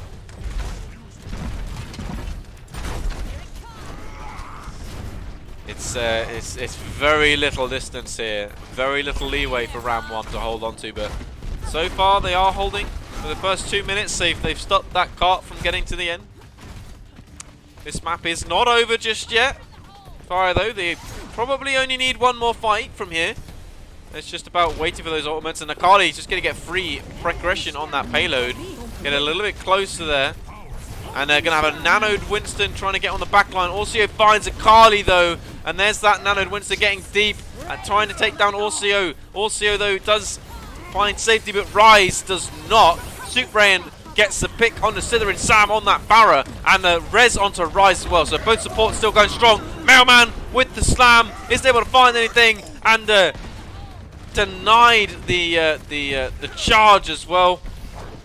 But still coming in with some picks. But Akali and Nixie finding picks left, right, and centre. Mailman gets a 2 of their own and is the only one left on cart. Cheese comes in on ball, but that's only going to stagger for so long here.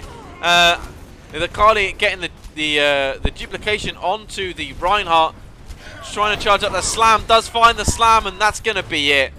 Beautiful, beautiful gameplay from Fire, and we are going to be going to a map numero 5, but we are going to see a break for the coaches as well.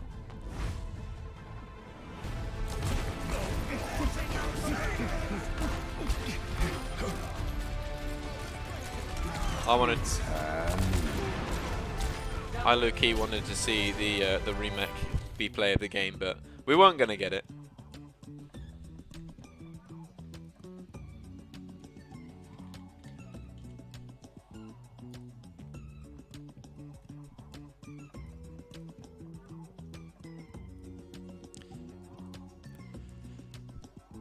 But my word, insane gameplay yet again from Fire. As we go, I need to update the scoreboard. As we're going to go to a 5th map of Control, and we have 10 minutes for the teams to sort of get themselves all set up and have another word with their coaches. And this time it's Ram1 that needs the boost here. They're the ones struggling in. Who would have thought our first game that wasn't a 3-0 would be a 5-map blast from the past. As we see an escort map, we're going to see a control map yet again as we wait for this next map.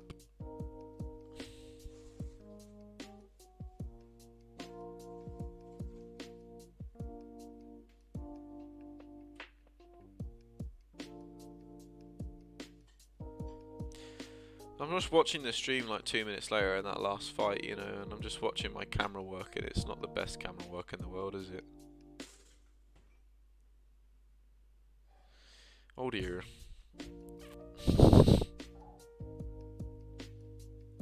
I'm not a cameraman. That is one thing I am not, and I do not pretend to be.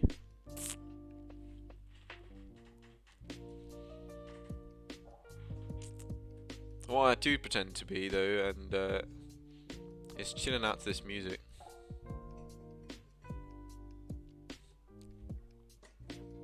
Beautiful play. Just chilling out to this music, though, and 10 minutes of just chilling. I'll try and catch up with chat as messages come in. Of course, there will be a 2-minute delay, so.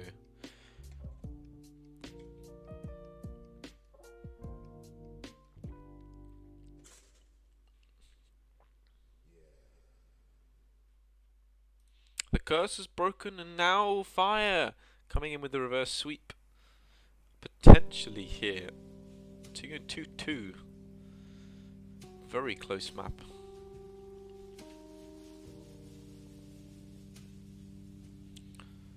And we wait to find out.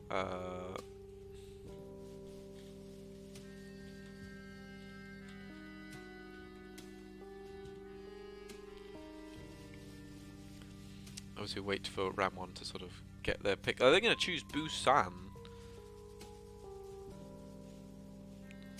for their final map? Looks, yeah, reverse sweep on the cards. Ram1 will be looking to stop that. Of course, Ram1 can look to the fact that they won the last control map 2-0. That, you know, they're good on control. With the map pick, they can choose something a little bit more for their comfort zone, and they had great success on Busan last time they played against Gold Pack.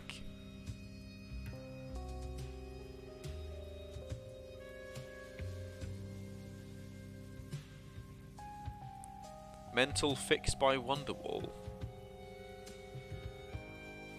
What's mental fix by Wonderwall?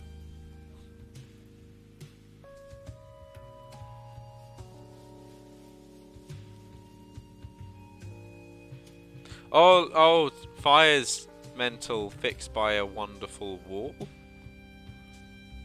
Oh, Wonderwall the song. Are you just jamming out to like Wonderwall in chat? Is that what you're doing? I like it.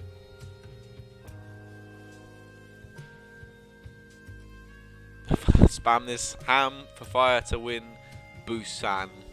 I like it. I like it.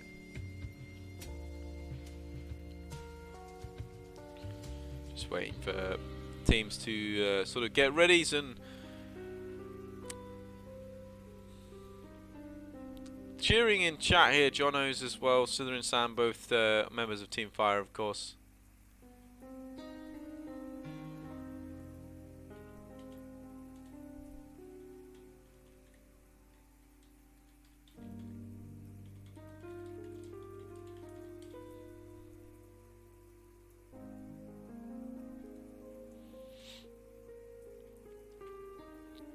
But yeah, skins supposed to be disabled and weren't disabled.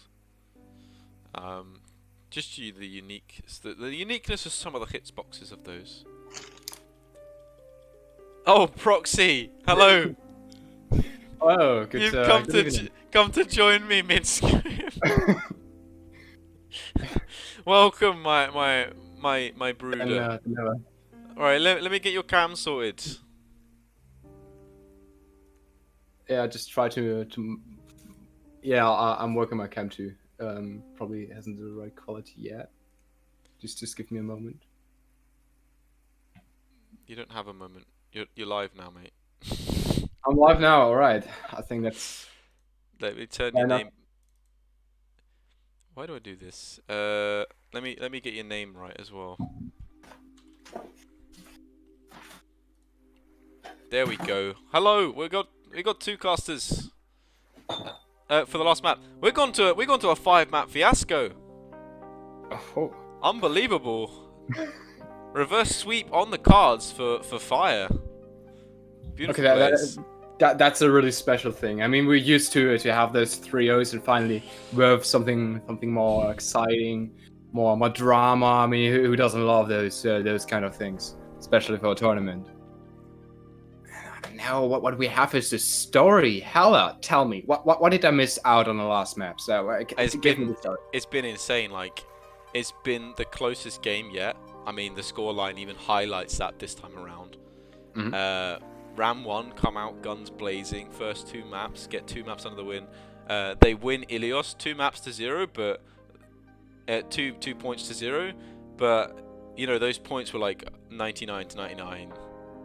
You know, they were both close points, but Ram1 just had the grit to win those out in those sort of staggering last fights.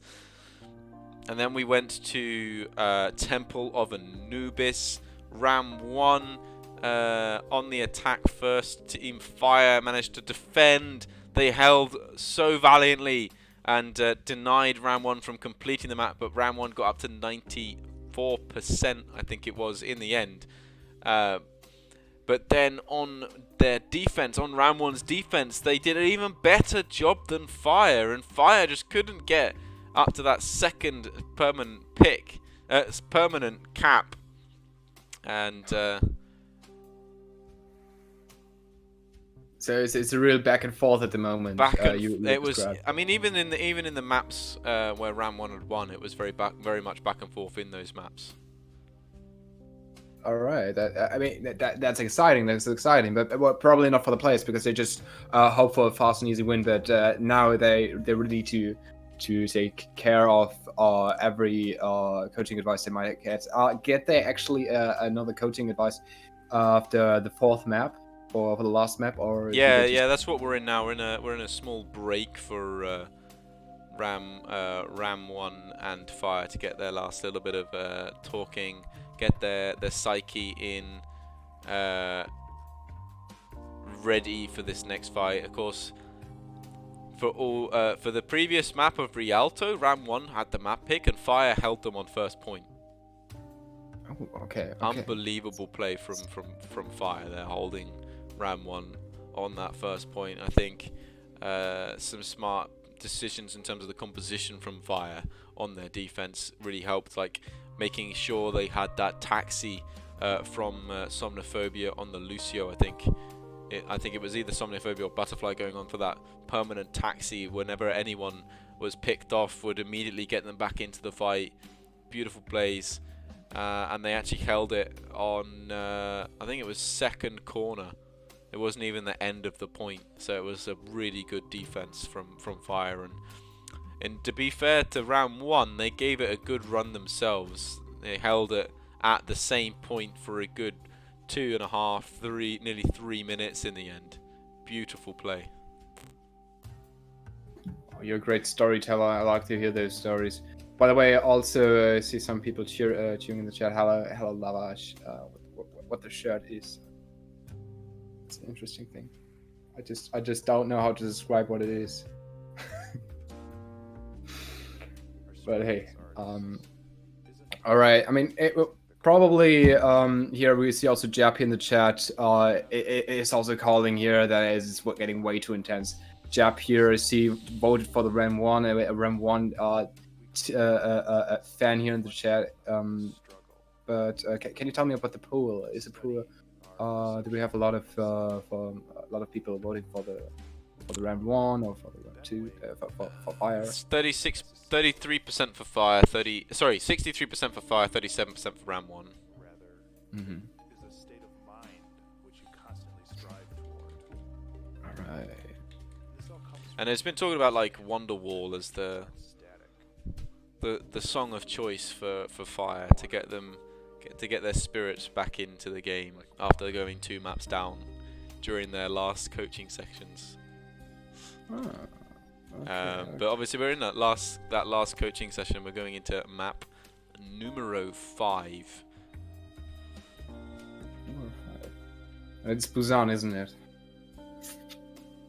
Busan is the choice. Just need to remind myself to.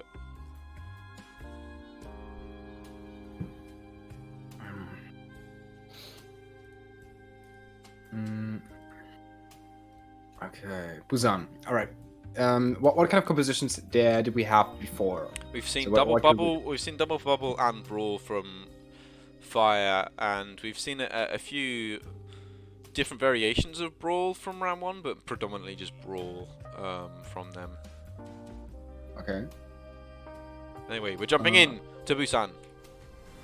It's Mecha Base. Well, Mecha Base is a beautiful map to make the brawl possible.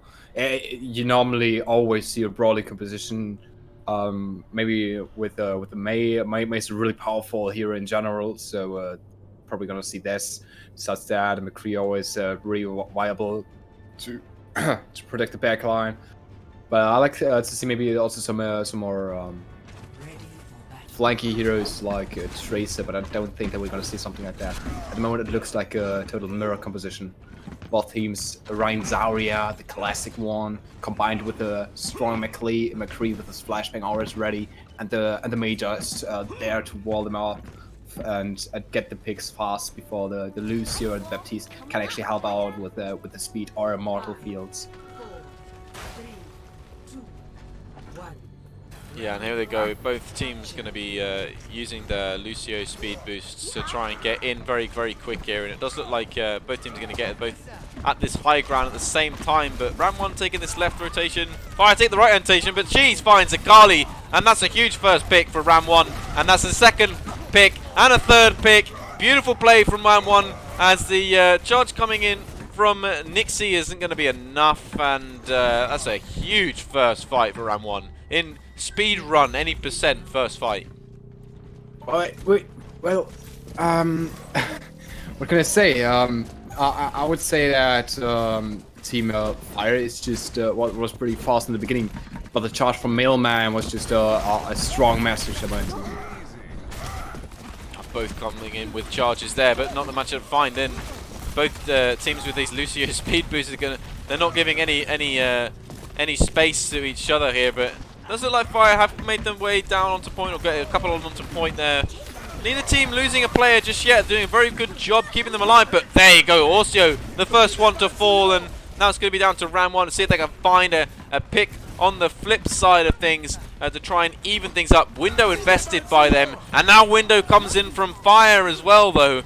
as Jono finds a couple. Sither and Sam again finds one. Nixie gets a pick in there, and a huge play comes in from Sither and Sam again, getting a lot of kills, a lot of headshots. And you normally would dream here, if you watch the first fight, you would think, all right, the team Ram1 has the elder community to pull out the plays, but never mind, we see the investment here. Slam comes in from Nixie, it's big. The immortality field comes down though. It's going to keep the team alive, but you need a lot of healing to sort of recover from that. Both Mei ults used here as well. We're seeing ult for ult here. Neither team are going to be able to capitalize too much on their ults because you know, sort of counteracting each other almost here, and the picks also counteracting each other. But the main tank of Nixie being the difference here is just going to help Team Fire have the advantage, and Beat and High Noon also used. Grav used as well here from both teams. These teams literally going head to toe. Ults are exactly the same time almost here, but Ram1, they just look like they've just been able to clutch out this fight off the back of those. Lots of ults used.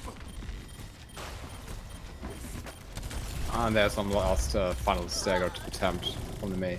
But when we look at the old economy, the red team, the Ram1 team was pulling out. It was always going an advantage, and now the last fight, the fight had the ults there. They invested, but didn't got that out what they really needed to have.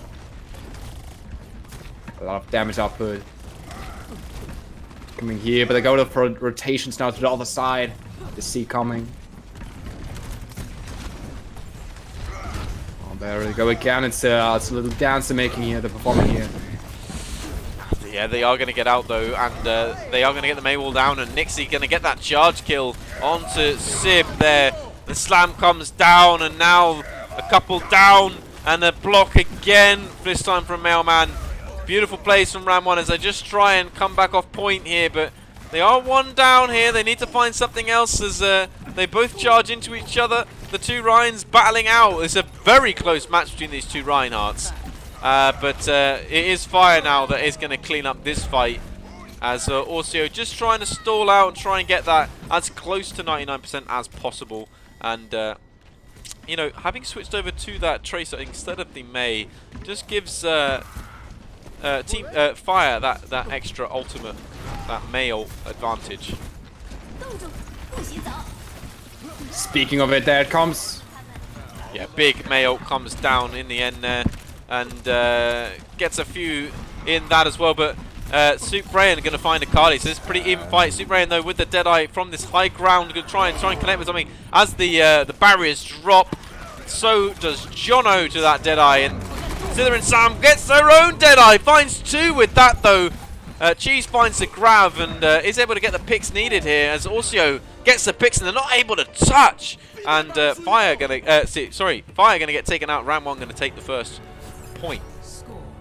Well, ults just getting spammed in like a really short time again and again, especially the High Noons from the side, always having the potential with the Ryan shooters. So the main moment is just there to protect the team. It's a back and forth, especially in the last High Noon we saw being catched in the grab instead of performing these 2 kills. You see at the end of the fight, the whole structure of both teams seem to struggle a bit, to break maybe a bit, and so they don't really have their abilities maybe ready to really counter those, all the heroes needed for doing that. The cooldowns are being pushed out, like triggered, and it's just too intense. Now looking at this map, we have again a broad composition on both sides, but now Orcio is still sticking to the Tracer and Akali on the legs. Yeah, a bit of a mix-up here for Team Fire, but it's also gets taken down early, and it seems to be working out for them. They have been very successful with this D.Va version of Brawl, and they are showing why as they're getting the picks in here. Cheese unable to find anything, as just trying to get out with charge, but Fire aren't going to let Cheese manage that, and very good first fight for Fire. And you see that it was not only getting the picks fast, Sither and Sam already there with the headshots, and an early pick onto the map. Yeah, huge rockets coming in there from the Helix there. It's Ram1 though, they are just going to sit and wait. I mean, obviously the soldier is obviously with those legs is going to be able to catch up and run around and cause Ram1 a lot of problems. So they need to be careful. But it does look like they're going to take a rotation here. It's the right hand side and make their ways around as trying to charge up their ults, and the window going to get invested early here from Fire, and Ram1 just going to try and disengage from the back of that, and Suprayan though gets a little bit separated from the team, and that's going to lead to a couple of picks from Fire here, and there's another one from Sither and Sam as Akali and Jono also getting on the kill feed there with a couple of kills of their own, but that's going to be another fight for Fire, and this is just like a completely different fight compared to the last point. And you see with the 60% already capture of the objective, still going further, and they just keep tipping on the toes as much as they want, and it doesn't really seem like Ram1 has a plan and B any way to really break them. Now with the North ultimates, also the graph is really close, while Mayman is ready with the Shatter. You have a lot of investments to go and also for. you're going to go with that pulse bomb with behind, and it finds two! It's a huge pulse bomb from Orcio. Finds a sneaky little pulse bomb here, and now they're going to be able to come off the back of that. Suprayan finds another pick. Nixie does find Orcio on the flip side, but it's not going to be enough to flip the fight, and that's a beautiful fight win from Ram1 there. 3 ults investments. Sometimes you need to go for those higher investments if you really want to have a chance. But now looking at the team Fire, you see 6 ultimates. 6. You can go like go for every plan you want because they have 96%. Make a strong, quick fight, and then you have it. Yeah, and they're here already. Look how speedy they got back here. But also finds a pick, and that's going to be huge, especially with so many ults on the side here. But Cheese actually using that grab very effectively. Denies the beat as well from Butterfly. Ram1, absolute huge plays here. Denies 3 of the ultimates. Well, they get slammed to the ground, but the grab from Cheese denies any follow-up and actually managed to win the fight dry. What's a Mailman? This man with the shield is going for a really interesting ghost force. There was a bomb coming in, and he was aware of that and reacted perfectly to that, even though they lost one. Ram1 coming in as it's the investor window and the soldier ultimate, the sights and the noon here. Lots of investment coming in now, but a beautiful disengage and a big slam from Mailman. My word, this man! He's delivering mail, all right. Oh my gosh, I bet this mail is gonna cost a lot of porter. Well, that much investment from the team Fire. There's 80% from Ram1 on the point. They don't have any ultimates. Nixie could get a shatter here, but that's it. The other ults might not really get their appearance. Oh, here it comes again, and now both teams got 96% on point. It gets a bit close here. Mailman does find that early pick, and the Deadeye doesn't find anything. Orcio and Cheese coming in with the picks, and now I think Ram1, they've denied the reverse sweep. They've capped the point here. It's just going to be staggers coming down, but it's not going to be enough. And Ram1, they deny the reverse sweep. They knock out the higher seed into the losers bracket. My word, what a game we've had today. You guys in chat have been here, have been for a treat. Everyone missing out. Unbelievable game they've missed out on.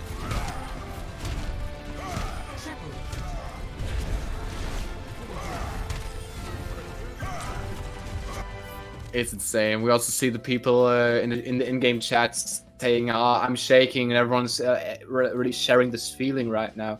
The Ram1 really had a strong game here, and they really deserve it after all this work. I mean, it's also to all they achieved here, so impressive.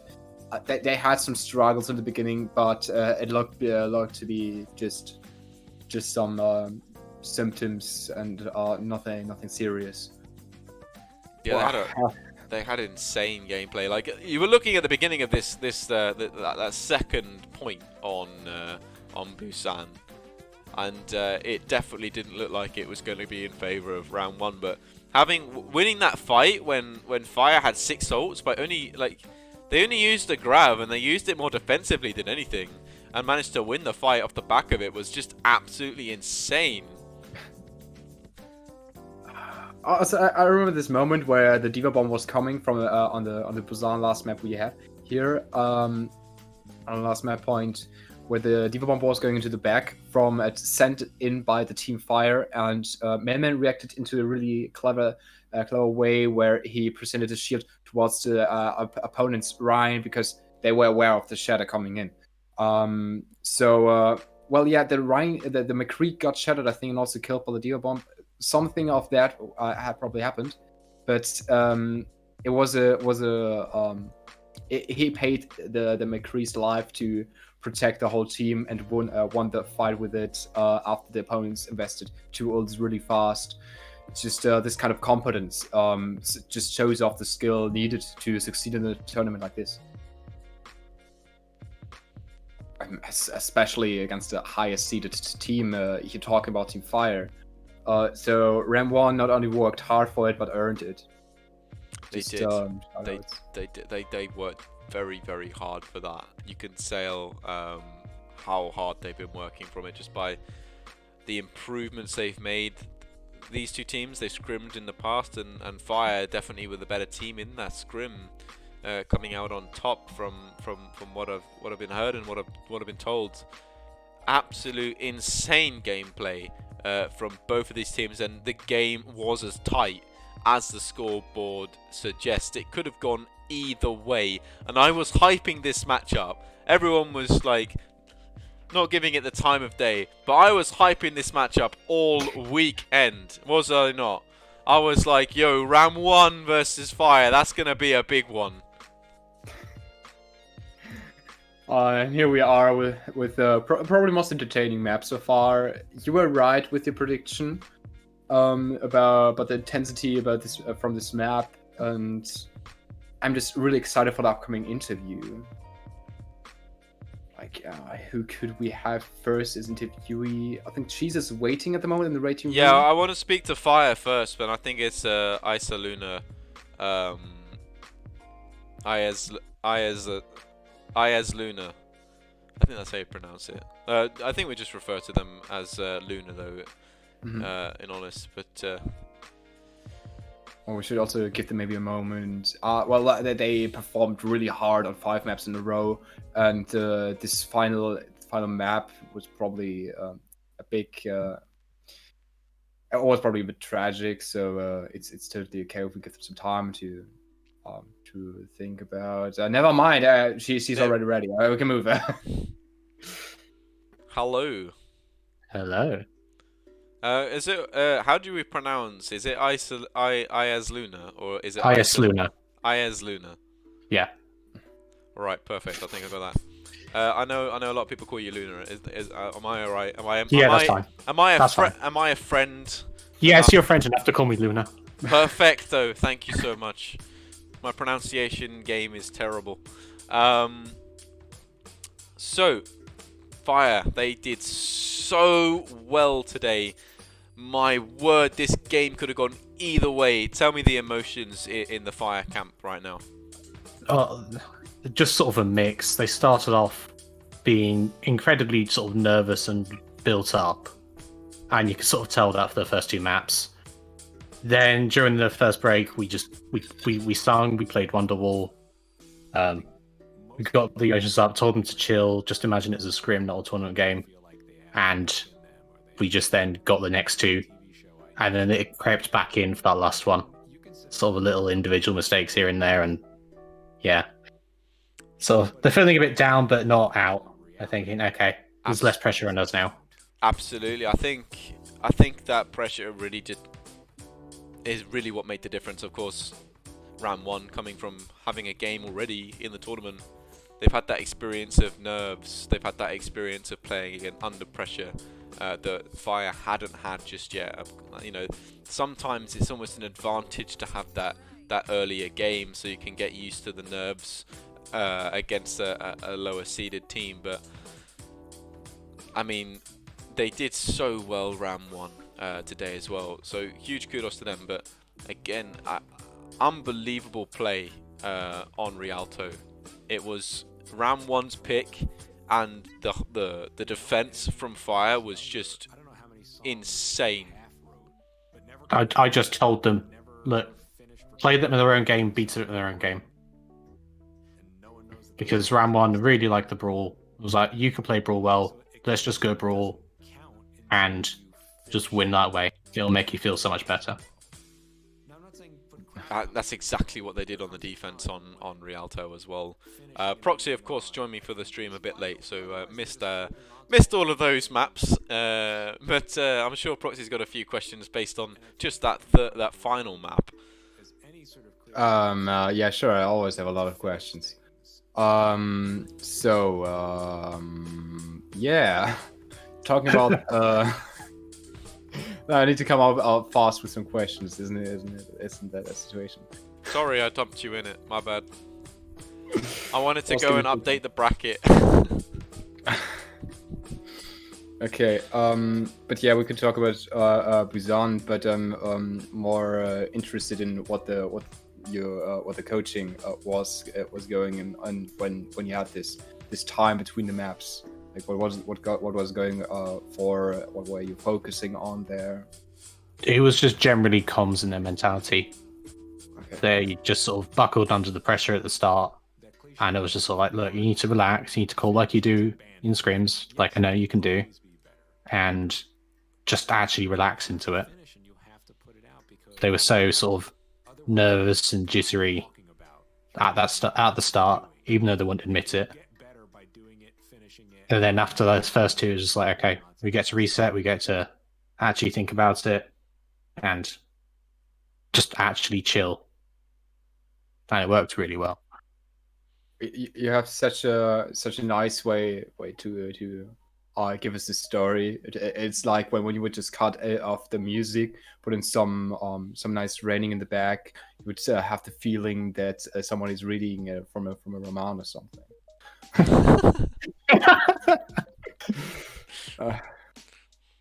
Because you really given a really good feeling about what was going on there and the emotions and the hard work behind keeping this mentality up for performing at the best without being too much shaking by all this. There's no point digging into them during a tournament game. That's what VOD reviews are for. Well, that's a good way. That's a really nice way of looking at it. And I think you definitely managed to do something at halftime, because they were a different team after halftime. Unbelievable change. And it's not to say that they weren't playing well in the first two maps either. Both of those first two maps were so close to themselves, could have gone either way. And it just goes to show how close these teams are. And, you know, when either of these teams are playing at their prime, they will win if the other one is not. And I think that really shows more today than in any other game we've had. It's just the most balanced game, and I think there's only 50 SR in terms of your rankings between the 6th and 3rd seed, in which you two are. So it's very close. It was so close, and it was the most exciting game of the tournament so far. 100%. I think how John had put it is, we were struggling to finish.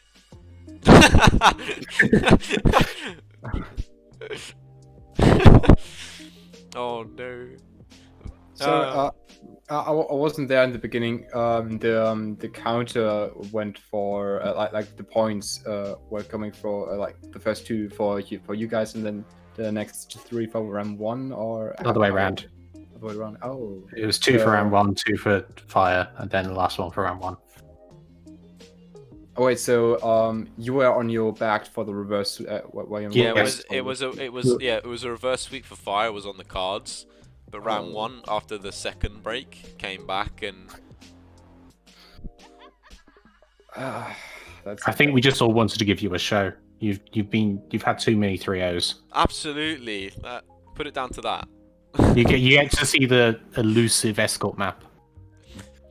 The only thing I was upset about was it was the day that I was trying to produce cast admin and to basically doing a one-man everything show today, and that's my only disappointments. Obviously, Proxy came in for 5th map, which kind of was nice to have it for that 5th map. But it was such a great match, such an exciting game. My voice is a bit dead now. All right. Isoluna, we thank you for this great interview and your great input you gave us for the team, for your team fire. Thank you. I do have one last question. Okay. Okay, so based on the fact that you've just lost to Ram1 in a very, very close match, you now know that your opponents will be Athena and Noki next week. Of course, they were in their very first game of the tournament, getting 3-0'd by Hyunk Attack, a team that you've previously scrimmed against and 5-0'd in scrims. So, what will be your approach going into that game against a team that's been beaten by a team that you've beaten? Does that make sense? Just won't even really think about what the team is. It will just be more getting their mental set for the match. They can play well. They can, as you can see, they can play well when their minds are in the right place. But if they feel the pressure again and think, oh no, like we're highest, we've beat the people that beat them already, and get that into their head, it's not going to go as well. So it's just setting that mental, getting it good, and then just letting them play the game that they can play so well together. Absolutely. Anyway, best of luck with the rest of the tournament. Of course, you're not out yet. You've had your first game, and I do think that the nerves will be much better going forward. Yes. Okay. Thank you very much. Well, we have to thank our great storyteller. Anyway, we'll see you in the next scrim. See you in the next scrim. Also, and welcome to Arena 51 Gaming. I forgot to say that in person. Oh, thank you. As Such a friendly and warming price. He said that as if it wasn't. It was just we paid you to say it. Anyway, I'll let what do you I go. say? Hang on, this wasn't on my sheet. My hands are tied. I'm getting moved. No. Censorship. It is nice to have another team joining the organisation. It really does mean a lot for us, the growth, and we hope to see a lot more fire in the scrim casts. We look forward to it. Yeah, should be fun. All right. Goodbye. Goodbye. Hello, cheese. Cheese. How you doing, our dear Ram1 player that just won the 5th map and with the 3 points against 2 points, and there it is. This had to be one of like the this had to be one of the most intense games, I think. Well, especially for us, it's probably one of the most intense games like that we probably scrimmed as well, because we scrimmed fire once and then we lost, I think, 4-0. So we didn't have much hopes of going into the match, but I think in the end we did go pretty good, because of course, like we won the first 2 maps. Only then we got like a bit cocky, and then we lost 2 maps. Only I'm quite glad with the result that we did like come back to that we did win in the end. So, yeah, that's pretty good. That is actually quite unbelievable. After scoring points and then just see the other opponent's team getting bigger and bigger and huger and really performing that much after you made this little show off with the 2 points in a row, and then still achieving this 2-0 on Busan and achieve the win with it of the total match today. Yeah. What was going on in your comms that you were actually well, like I'm gonna be honest, like our strong point is absolutely not control. usually we're a lot better in like playing, for example, let's say payload or hybrid. That's usually our strong point. And we were actually really surprised that we actually run control the first round or the first map. So that was actually pretty pretty good. So we were pretty glad about that. After we lost like I think 2 maps, we were quite pissed at ourselves, and we really thought, okay, we might really have to step up our game, and we did. And we chose for Busan because we know that Busan is like a strong map where we can we have the ability to play brawl, and so that's what we did. You played that against Goldpack. Yeah. In your first game, and that was the same thing, and you clutched that one out as well. So, yeah, and I think it's really good to do why we play brawl so good is because our Reinhardt player, he's actually I think he's a really good Reinhardt player, so I think that really helps. Mailman was absolutely on fire today. He was on fire today. And he was really good today, and so that really helps that he's a really good Reinhardt player, and I usually tend to like flex between like the off tanks. So yeah. Because like actually like Soup Ryan, because like Mish he couldn't make it, so we had to a last minute like replacement. So yeah, that was quite a change, and we weren't really prepared for that, but in the end it all went okay. Yeah, it worked out well for you in the end. Actually, it did. Soup Ryan actually with some big high noons today. Yeah, he keeps saying he's not a good McCree player, but we always say no, you're a good McCree player, but he still really hasn't accepted it yet. Well, at least the player is trying to achieve more, is seeing maybe mistakes and so on. That's a good thing. Yeah, exactly, and that's what I think too. Yeah. So you can comfort him with saying it's definitely good enough, probably even better than what we need or expect from a McCree player of our team. And the thing that you're still searching for, those things aren't getting better, is just just a proof for that. Yeah, exactly. Yeah, because like we thought like quite some rotations like on the spot. We didn't really have like a very good plan for every map. So we just had to think of like some rotations on the spot, which in the end worked okay, I think. Only I think if we maybe think what we're going to do beforehand, we might have a bigger chance. Okay. Anyway, good. Best of luck in your next game. Yeah, thank you. Yeah, I really hope because I think next game was all Pal Punto or Platpack. So. Yes, it will be. It will be one of those two teams. Cool. As they will be playing next week. Yeah. All right. We'll see. And I think this was probably one of the most intense games of the. Yeah, it was definitely the most exciting and the most intense game so far. Absolutely. Yeah, because it was really it was. Wish you best luck in the upcoming one. Yeah. Thank you. Go celebrate. Yeah, I will. Thank you. Bye. Right. Well, if the next game for the team Ram1 here, it's going to be against Platpack, you say? It will either be Platpack or Palpunto. They'll be playing against each other next week. Indeed. Have you seen the bracket? No, didn't have seen the bracket yet. What a good moment maybe to show them on stream. Yeah, I'll put them on stream. There we go. I'll drop them to stream. Right. There we go. That's the bracket as it is in current form. You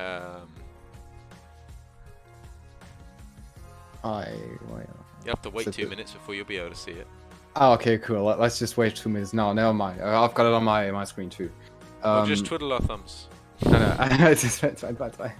So the thing is, we have our Platpack Palpunto. They're going to play against, and then the winning team is going to play against Ramrena. That's one thing. So I can't really say that much about Palpunto because I don't have the background information for that team. But one thing I know is that I think 1 or 2, maybe like 2 weeks ago, Team Fire played against Platpack, and Fire scored with a 5-0 in the scrims. A really huge message. And if we have a performance that huge from Team Fire, against a team like Plattpack. And Ram1 just 3-2'd the team Fire, and also made a really impressive start with going in with 2 map points in a row really fast, and still having this morale there to go in with the 3rd point after 2 points from the opposite team. We see Ram1 might have, in theory, a better position than Plattpack, and if Plattpack should achieve a win, that Plattpack is gonna probably fight against the nightmare Ram1, I think at least. But first, Plattpack needs to play against Palpunto, and who knows? If Palpunto gets the winner into Plattpack, there might be a team that comes out of this game that might have really the strength to compete against a team as powerful as Team Fire, in this case against Ram1. Oh, we got some big matches next week. I mean, none bigger than the match of Hyonkatak versus Goldpack. That game is gonna be an absolute massive one. These two teams scrimmed against each other so many times within Arena 51 Gaming, and even before Hyonkatak joined the organization. But you know, at 9th and 11th seed, they're very close in seeding. It's just gonna be such a close one, as it always is in scrims, and it's just gonna be an absolute blast of a game. I mean, they are used to scrim against each other, and I also think they have actually a scrim before the upcoming tournament match. So maybe check this one out. Should be next week. Not sure the when. It will be on a Saturday evening. Saturday evening is gonna be the tournament match. Yeah. I was thinking about the oh yeah, they're scrimming this week actually, aren't they? Is it Monday or is it should be Monday, no? I'm not sure if they're gonna get streamed on Monday, because at the moment we are making some changes on the streaming plan, so this could change. I think it's Monday. Pretty sure it's Monday. Just check out our channel on Monday. You'll probably see Hyonkatak. If not, just go for another day. Pretty sure. No, you know what, Proxy? I'm pretty sure it is. I'm gonna put my name on the line here. Okay, you heard it. The general manager, also called GM Hella. I am the GM. No, I'm not really. Promise. But yeah. So if you want to have a sneak peek of both teams and the performance, there is on Monday some hype, and still they have scrims before the tournament then on Saturday. So they might still have some big changes, and it wouldn't represent the final result, but it would be a nice preview, you know. So absolutely, you get to see some Wild Rage Mercy play. What would you want to miss? Yeah, I don't know. It's just the only thing I'm really dreaming of right now. It's just absolutely. Yeah. Wild Rage with the Mercy kill, unbelievable. I mean, there's a reason why this Mercy play is also called Wild Rage 76. It's just absolutely. There is definitive reasoning. Anyway, thank you all for joining us. Thank you all for watching, and we look forward to seeing you for tomorrow's scrim. Obviously it won't be a Ramrena match, but still very entertaining content, and we'll love to see you there. And yeah, you'll be seeing a lot more of me coming in futures, as I take more of a leading role on the casting desk, either as a producer or as a caster on the regular. Hope you guys are a fan of that and not crying your eyes out and unfollowing the channel right now or anything like that. I'm sure you're not, but just in case, you know. Well, chances are higher with it that we both are gonna cast again several times maybe together. It's normally one of us is producing, and the other one takes a day off. I know, it was like 50-50, but you know, I've got more time now, so be able to pump more hours in. Anyway, thank you all for watching, and we'll see you again tomorrow. See ya.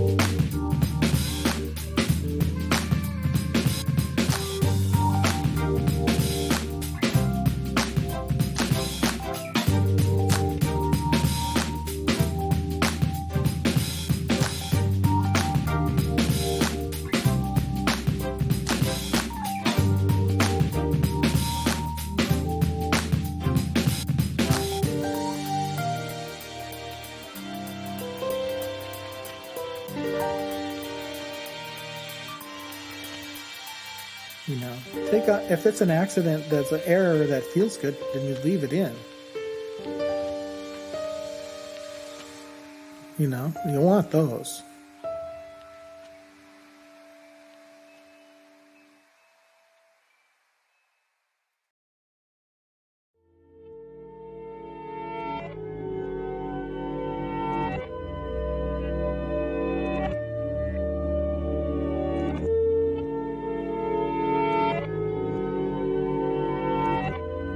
You have reached the voicemail box of Kino.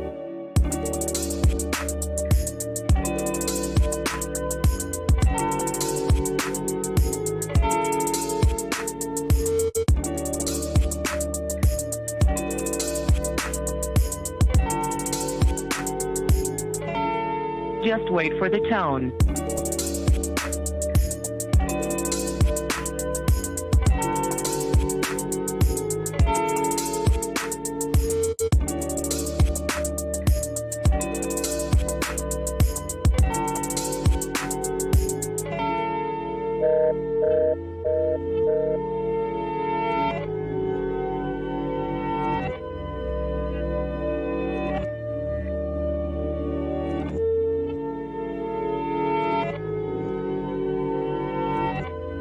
The person you're trying to reach is not available right now.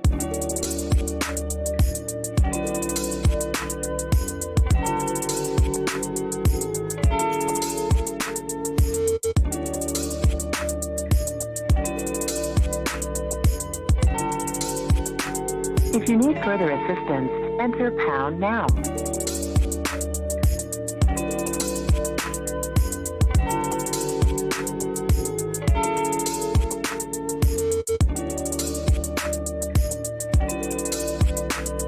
Please leave your name, number, and a message after the tone.